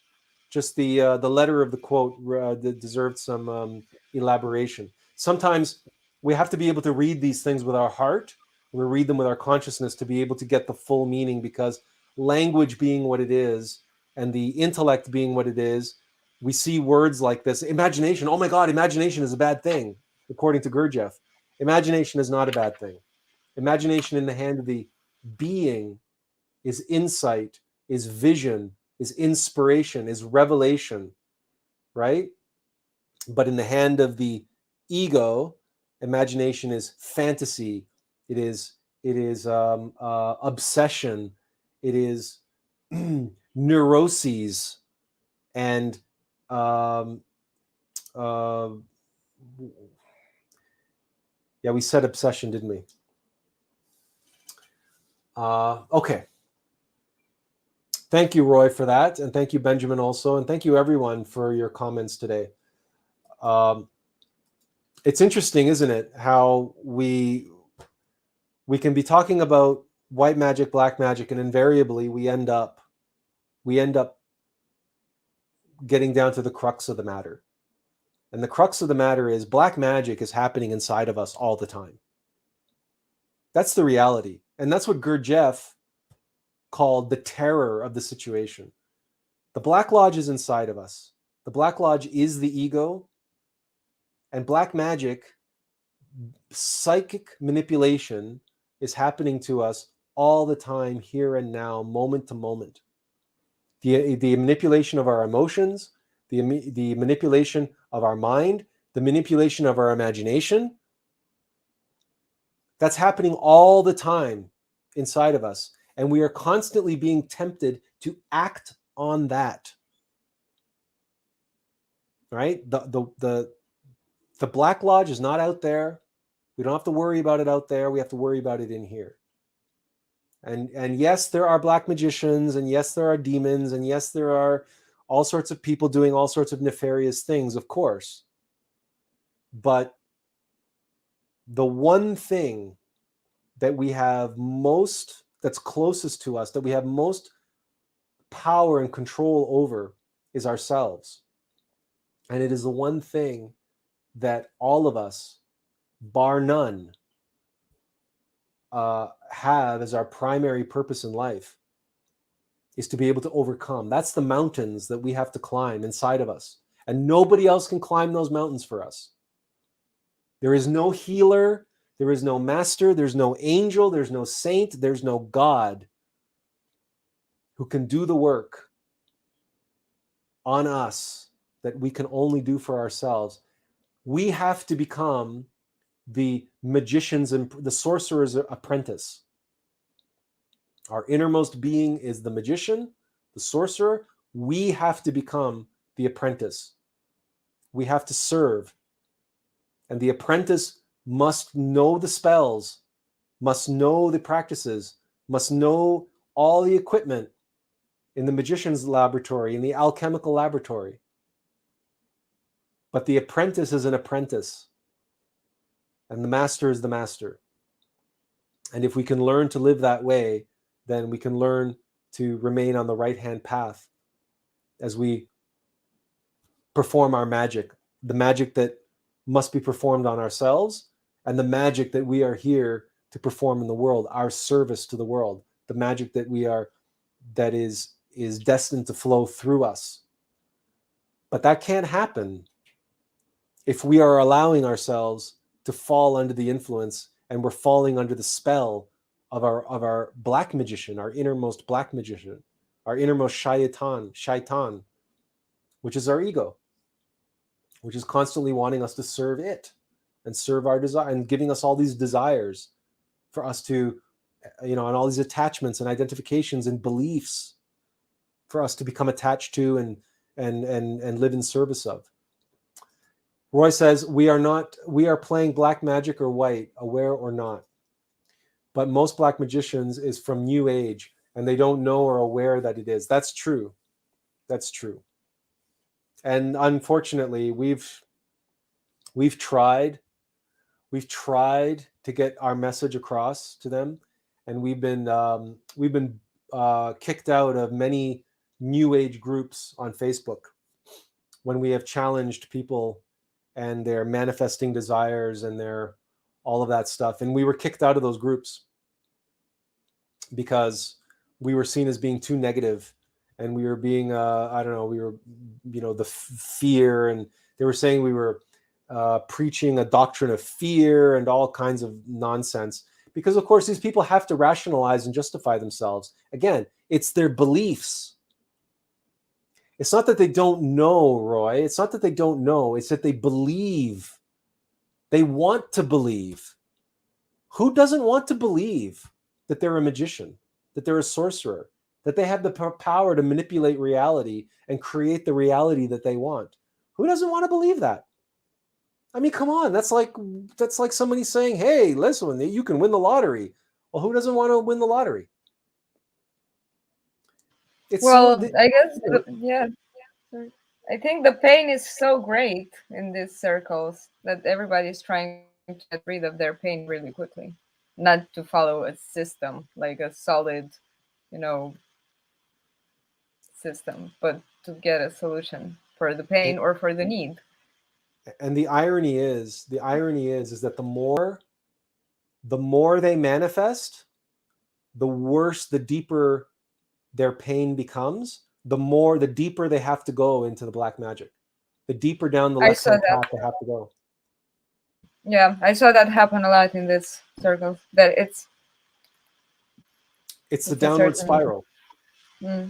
It's the downward spiral. It's like any addiction, right? It's like any alcoholism or drug addiction or addiction to sex or pornography or gambling. Like any addiction, once you start down the left-hand path, the only way you can rationalize it is you have to hate God. You have to hate yourself. It's self-loathing. There's something deep inside that the ego cannot abide.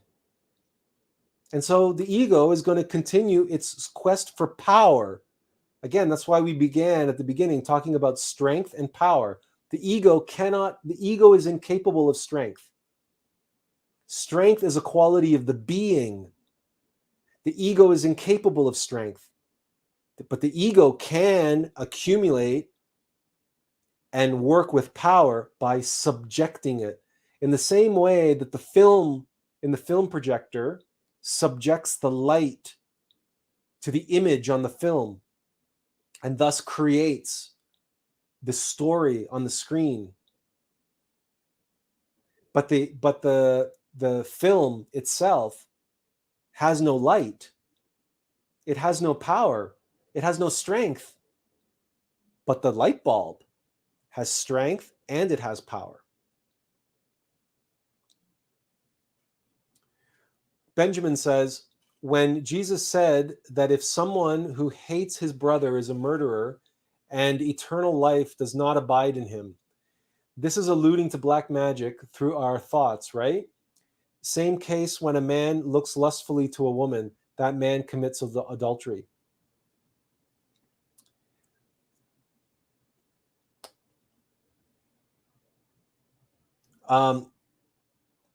The thing about thoughts and words and black magic, well, you've probably heard that expression.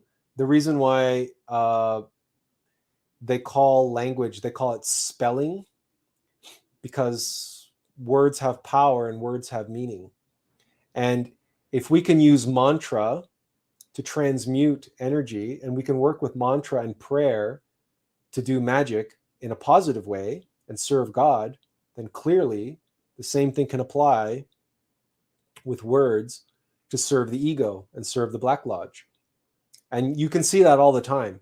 For example, sarcasm is murder on the mental plane. You're killing somebody with your sarcasm. It is mental violence. And so much of the words that you see used around nowadays, and it's fashionable to be sarcastic, even with your friends, and to run people down, and so this is all violence on the mental plane. So thoughts obviously relate to that. If you fantasize about somebody, you're violating them on the mental plane. If you fantasize about them sexually, so you're committing adultery. If that person's married, you're committing adultery with them. And if they're not, even if they're not married, you're basically raping them on the mental plane. And it's a terrible crime. I mean, it's that you might not be doing it physically, and people think that, well, if you don't go through it physically, it's fine. So in that sense, now take it to the next level and look at all of those movies that Hollywood puts out, and all of the simulated murders, and all the simulated sex, and all the actual sex in terms of pornography, but all of the violence and the horror and all the rest of it. And people call it entertainment. And they go and watch to viscerally play out their fantasies on an actual screen, so they don't have to. They invest all of this energy into that. It's a black magic is everywhere. Black magic is all around us. Roy says, the solitary path. There are things that are not yet true today. Perhaps we are not yet permitted to recognize them as true, although they may be true tomorrow. Therefore, every pioneer must take his own path, alone but hopeful, with the open eyes of one who is conscious of his solitude and of its solitude and of the perils of its dim precipices. That's Carl Gustav Jung. Initiation is a solitary path that leads, I should put this on. Initiation is a solitary path that leads us to the one light within. It's the process of the outer self coming to know the inner self. Unfortunately, the rest of your quote got cut off there, Roy. There's a word limit to how big you can make comments.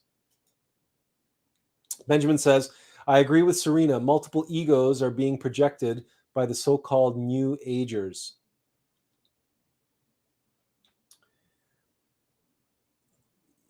In many cases, okay, so Roy tried again.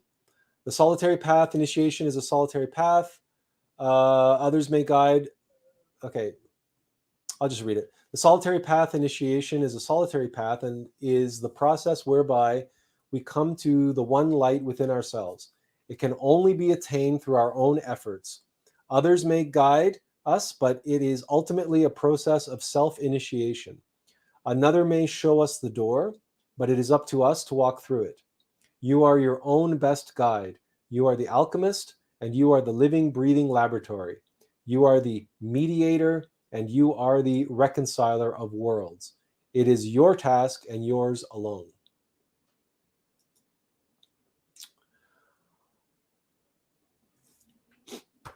How true is that?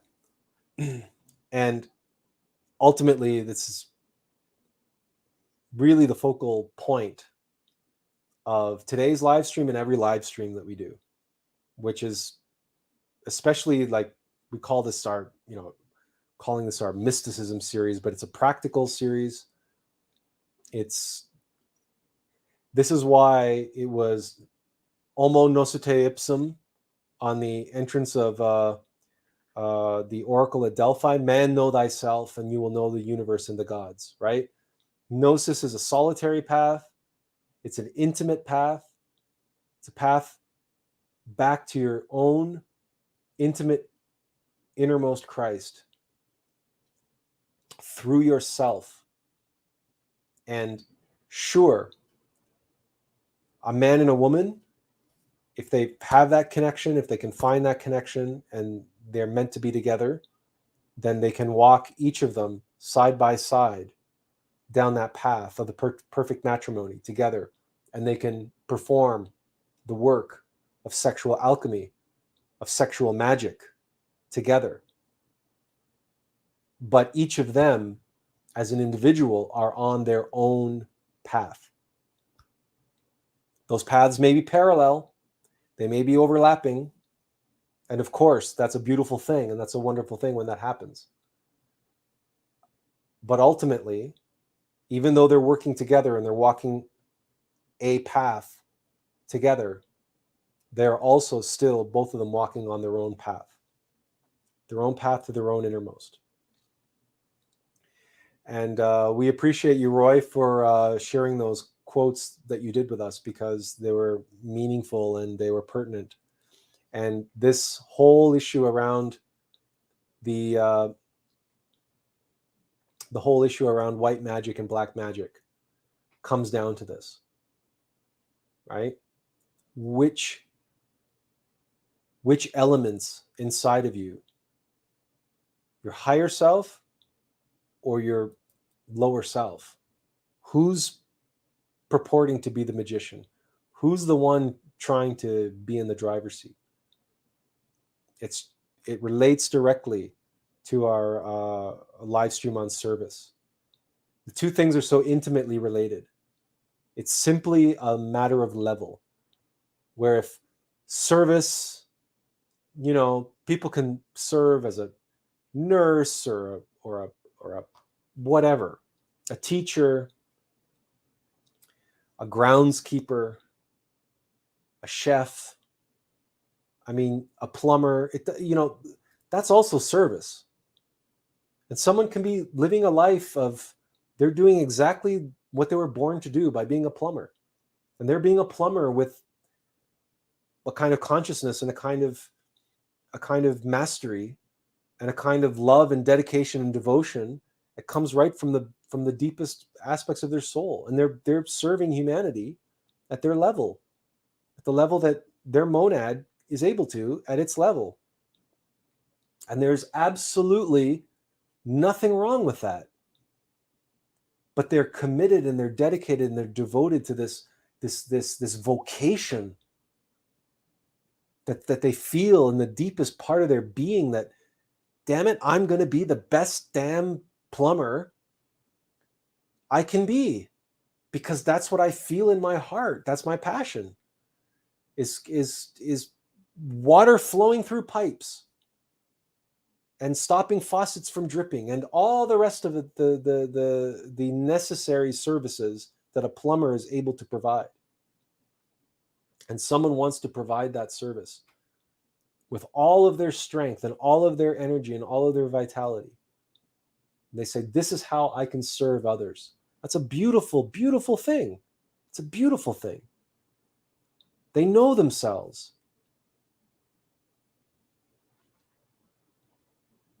It's the same thing. Before we start dabbling in magic, Do we have that level of commitment, that level of knowledge, and that dedication, that devotion, that integrity, that integral connection, knowledge of spirit, that faith and devotion of being? Do we have that? Do we possess that?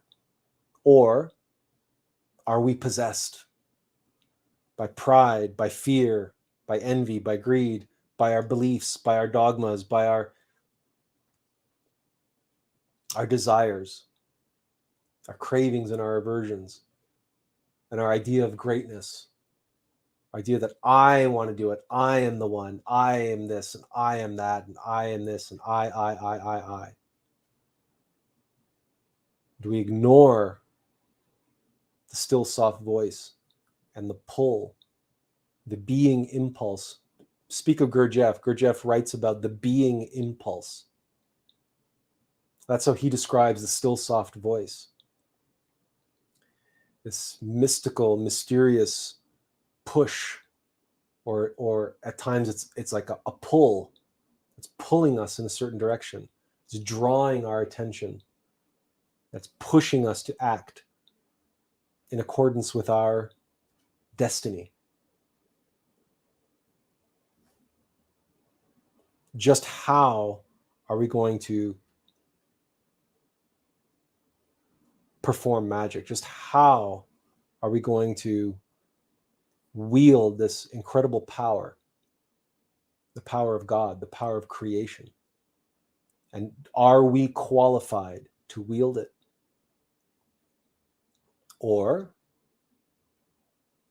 is our place to serve as a tool and a vessel and a vehicle for he who is qualified?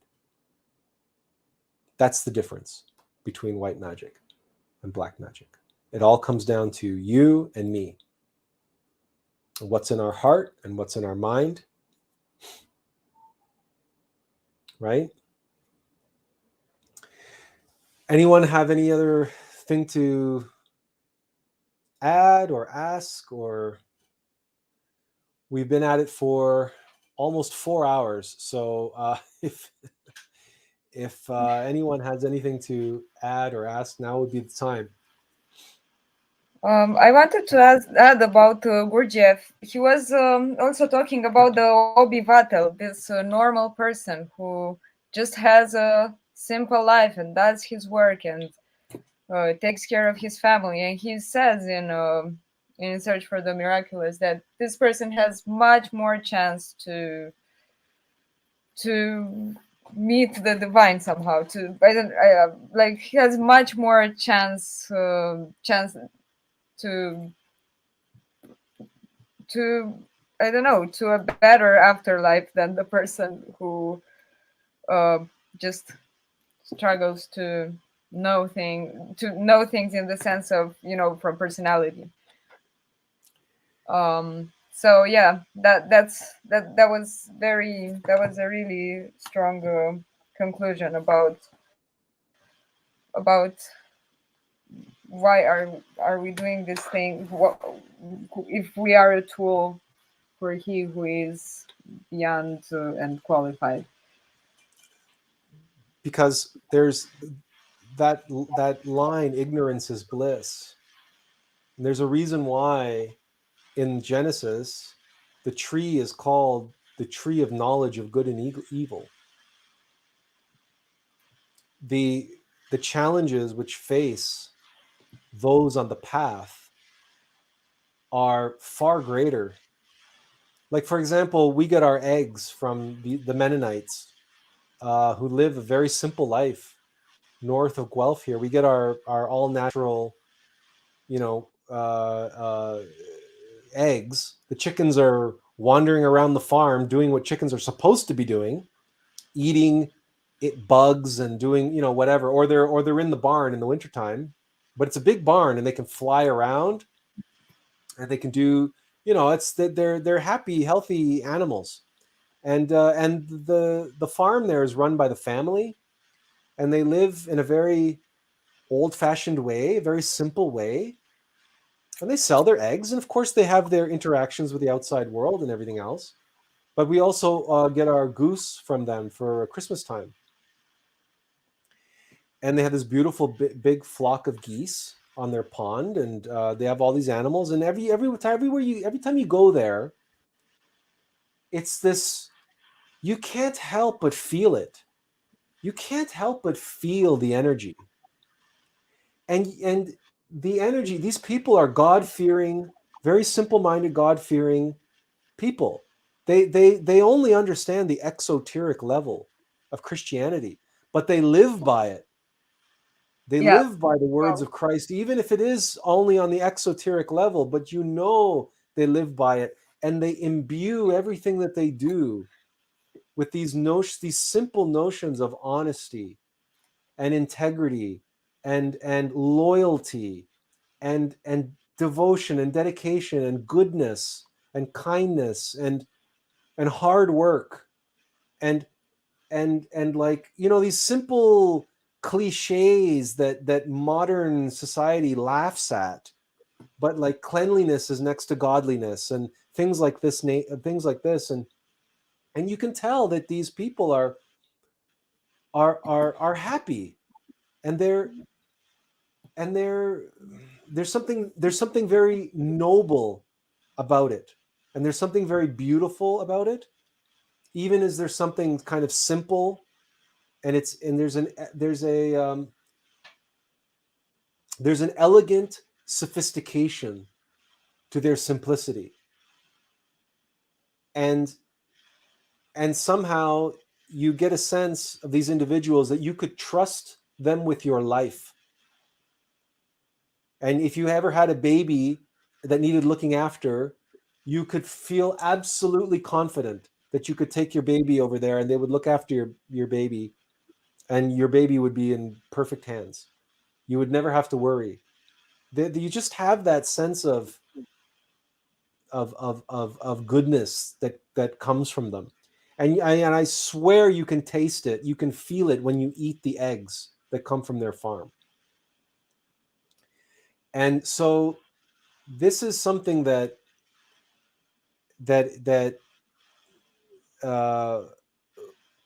this just sprang to mind when you, Serena, when you mentioned what what Gurdjieff said. This is what springs to mind for us. And that everywhere around the world, this is under threat.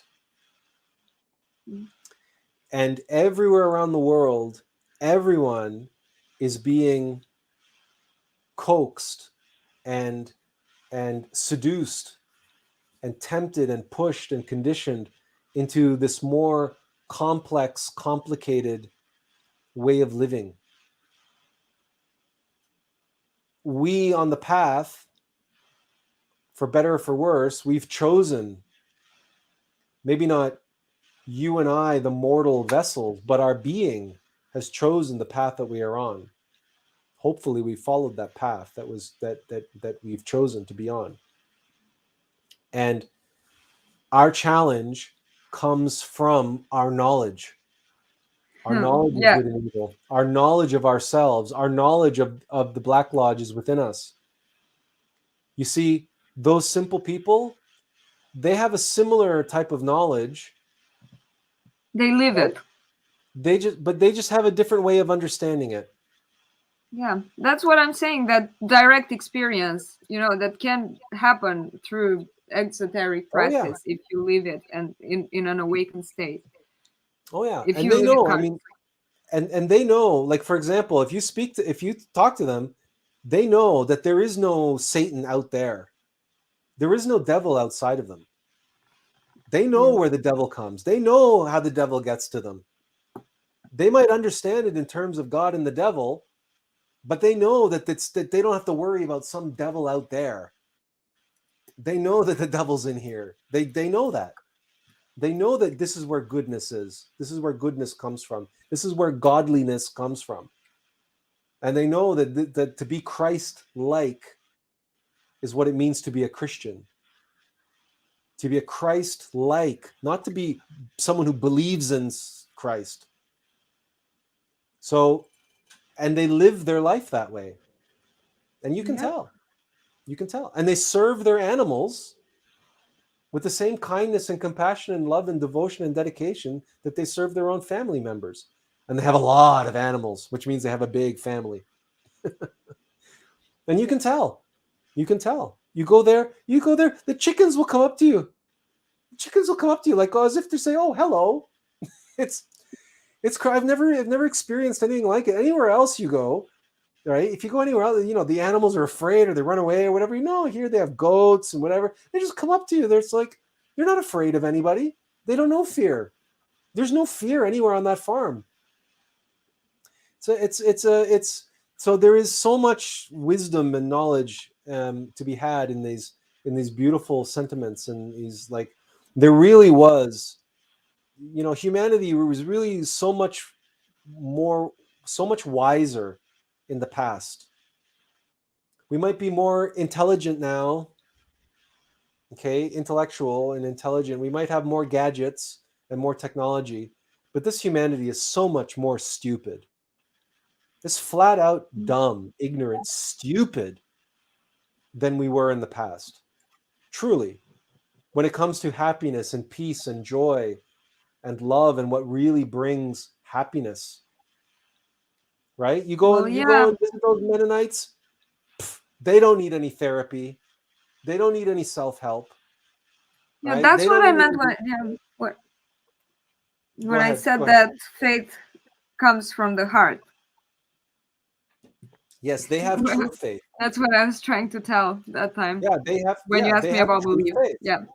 That's right. That comes from knowing. That comes from knowledge. That's exactly what I had in mind. And I Yeah. can give you examples also from the Eastern Orthodox world tradition, or, the people I know who follow this path, who are born in it and live like that. And yeah, I can tell that if something comes from the heart, and then it's honestly serving God, then we have more in common, or we wish to have more in common with this kind of path, I would say. Considering all the gnosis, I mean, the gnosis can be dangerous in a way. While if one loses this other side of it from sight. Well, or that's my perception.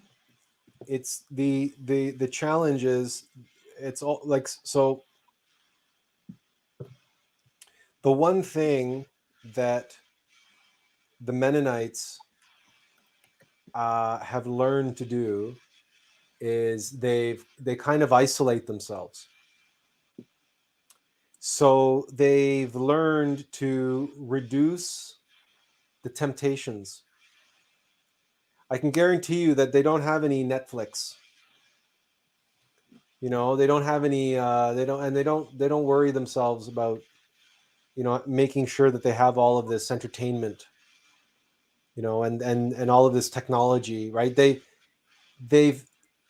kind of insulated themselves and isolated themselves because they know that the more right, you lose that ignorance is bliss quality where things become much more complicated the more you know. And we on the path face that, because the more you know, the more we are given to know, because it's not because we know, it hath been given unto us to know. But the more that we are, it is given unto us to know, that is always in accordance with the level of our being. And that means that the more we know, the higher level we are, the challenges that we face are going to be that much harder and that much tougher. And this is why it is so easy for those on the path to fall. Because the higher we get, the climb doesn't get any easier the higher, the closer you get to the top of the mountain. The climb gets harder the closer you get to the top of the mountain.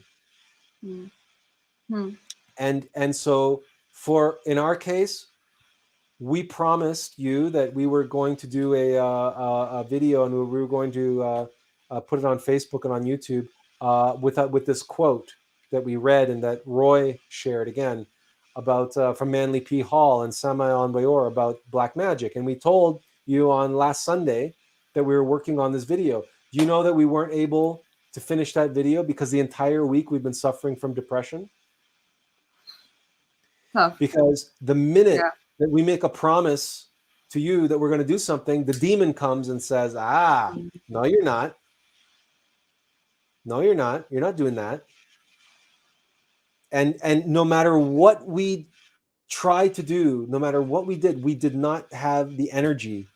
We could not focus mentally. We didn't make any memes this week. The only thing that we released on Instagram on Thursday, we finished that last week. We posted it we did a scheduled post through Facebook so that it would post a week later. It's the only thing that we posted all week on Instagram was what we did on what we did a week ago. We were completely useless all week.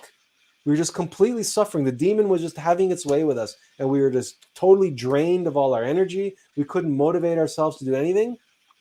And we've learned from experience that it's pointless to try. It's pointless to fight it because it only makes it worse. Because then we just start feeling guilt and shame and all kinds of anxiety, and the demon loves that. The demon loves to get us to fall into that trap. But rest assured that even though we don't suffer from seizures like we used to, so we've come a long way in overcoming that, but the demon still has his way with us and still finds a way to challenge and test us, and test our patience, and test our ability to, allow and go with the flow, and it's tough. It's a hard road, and it doesn't get any easier. It doesn't get any easier. It gets, in one sense, it gets easier, but in another sense, it gets harder because the challenges change, the tests and the temptations and everything. It changes. And again, it's all orchestrated on our path by our Divine Mother. But this is what Serena was talking about, what true faith is. Right? That's the meme that's on here. And it's always, that's why the word faithful is related, again, to the spouse, to our partner, because it's about intimate knowledge. And that's why we have that expression, to know somebody biblically, because in the Old Testament, they have passages where they say, and Adam knew Eve, right? And Adam knew Eve. And it's the verb yada, which means to know. Yeah. That's right. And what happens when Adam knows Eve? Well, they give birth, right, to Cain and Abel, right? So I mean, it's very intimate. To know is intimate. It's intimate knowledge of, to become one with, union. That's yug in Sanskrit and religare in Latin. Those are the root words of religion and yoga. And it literally means to know intimately, to achieve union with, to bind together.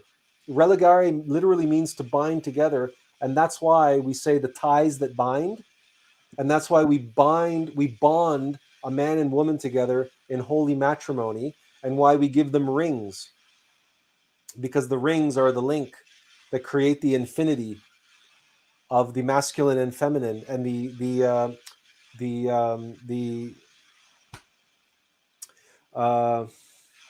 continuum between masculine and feminine. That's the Holy Eight. That's the 2 wedding rings. That's to bind together. That's religion. And that's why all religions are all, when you talk to an atheist, They say, but all religions are all obsessed with sex. That's because they're looking at the degenerated religion on an exoteric level. On an esoteric level, and they understand the nature of the Christ, the nature of the Tao, the nature of the masculine and feminine, the nature of the Christic force, the nature of magic. It's all sex, union of masculine and feminine, the nature of how we create reality, the union of masculine and feminine. And that's why white tantra is so important on the path. And that's why faith and being faithful to your spouse is an outward expression, and being two, a man and a woman being one and united as one in love is a version or an analog for us, so that we can, it's the prototypical analog, so that we can know in the flesh what we long to achieve in the spirit. And then by combining these two, if we know what it's like to be one with another person in the flesh and in love in our hearts as well, right? To be one with that person in our heart, that is the prototype for us to know how to be one with our higher self in our metaphysical bodies and in the spirit. And then you combine those two aspects of the path, we can give birth to our higher self and bring the Christ into the world as flesh and blood. This is the relationship, because a man and a woman can bring a baby into the world, right? They can bring a new soul into the world in flesh and blood. A man and a woman has that power. Every man and woman has that power, and billions of men and women are doing it all the time. Right? New babies are being born all the time. This is not difficult. Anybody can do this. But the other thing, for a man and a woman to work together to bring forth a Christ into the world through themselves, this is what Mary Magdalene and Jesus both did, because Mary Magdalene was also a resurrected master, also became a Christified master. It's not jotted down. It's not, but you read about it in the Mary Magdalene's gospel. But everything's focused on Jesus in those gospels. But Mary Magdalene went and she taught for many, many, many years. And there's mystery schools. There's even a mystery school based well, the whole what do you call it? Da Vinci Code is based around that, right? About the mystery school that was started in France by Mary Magdalene. That's a theory. There's also has been like a mistranslation, sort of like that. Some of the text interpreters put some words, but I read the source material. I read the source material about San Graal, Holy Blood, or the Holy Bloodline. I read the source material called the Hiram Key and Holy Blood and Holy Grail. I read, in other words, I read the nonfiction books that the Da Vinci Code was based on. Dan Brown didn't come up with that theory. Dan Brown plagiarized that theory from other researchers from nonfiction books. But that's not where my knowledge of Mary Magdalene comes from. My knowledge of Mary Magdalene comes from Samael and Bayor and my own meditations.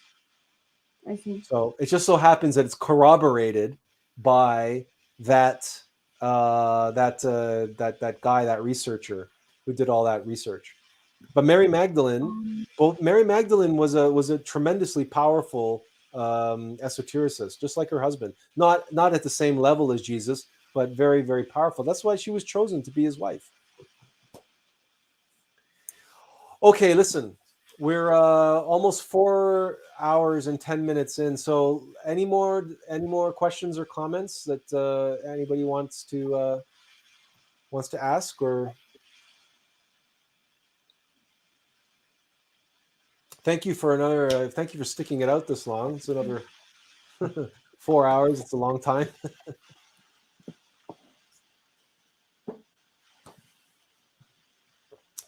We'll usually give it a minute because people have to have some time to type any questions that they have.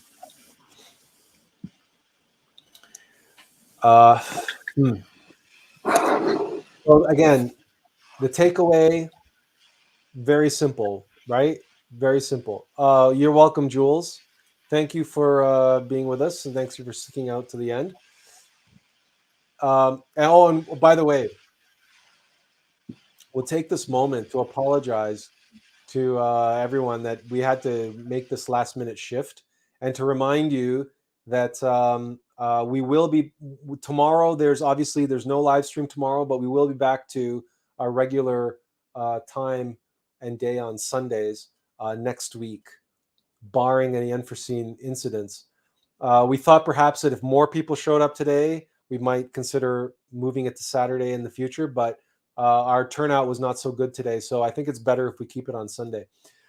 Benjamin says, thank you so much, sir, for sharing valuable information as always. You're welcome, Benjamin. Thank you for being a part of our live stream, and you're always most welcome. And we want to thank everyone for again coming out, and want to thank Teresa for participating on the live stream, and you're all more than welcome to do that in the future if you so inclined. We hope that everybody has a good week, and we hope that you found today's live stream useful and valuable, and that we hope that we've demystified magic a little bit, and especially black magic, and that really it's very, very simple. It's actually it covers a very broad spectrum, but it really comes down to something very, very simple, and it's again relates back to the other live stream we did on service. And who do you serve, right? Do you serve your innermost intimate Christ, or do you serve your individual Satan, your shaitan, your ego? That's really what it comes down to. And therein lies the key. And the key is, what do you believe and what do you know? And that's what determines faith and the true nature of your magic. And that's what you bring into the world, and how you bring it into the world. But if you're relying on your belief, you're putting your hands in an unreliable faculty. But if you know, and you're aware and you're conscious, and you put your faith and trust in your innermost and your divine mother, whom you know, then you serve God, and your magic will be right. And you will have right thought and right word and right deed, right action, as the Buddhists like to say. Serena, any final thoughts? Well, yeah, I guess that's a very good final thought. And I'm really glad that this conversation happened, this 4-hour conversation today. And it was very insightful and very, very helpful. Okay. Spiritually. Well, I'm glad for that. So everyone, have a wonderful rest of the weekend, and have a good week. And hopefully we will see you back here next Sunday. All right. Thank you so much. Inverential peace. Thank you. Ciao. Bye-bye.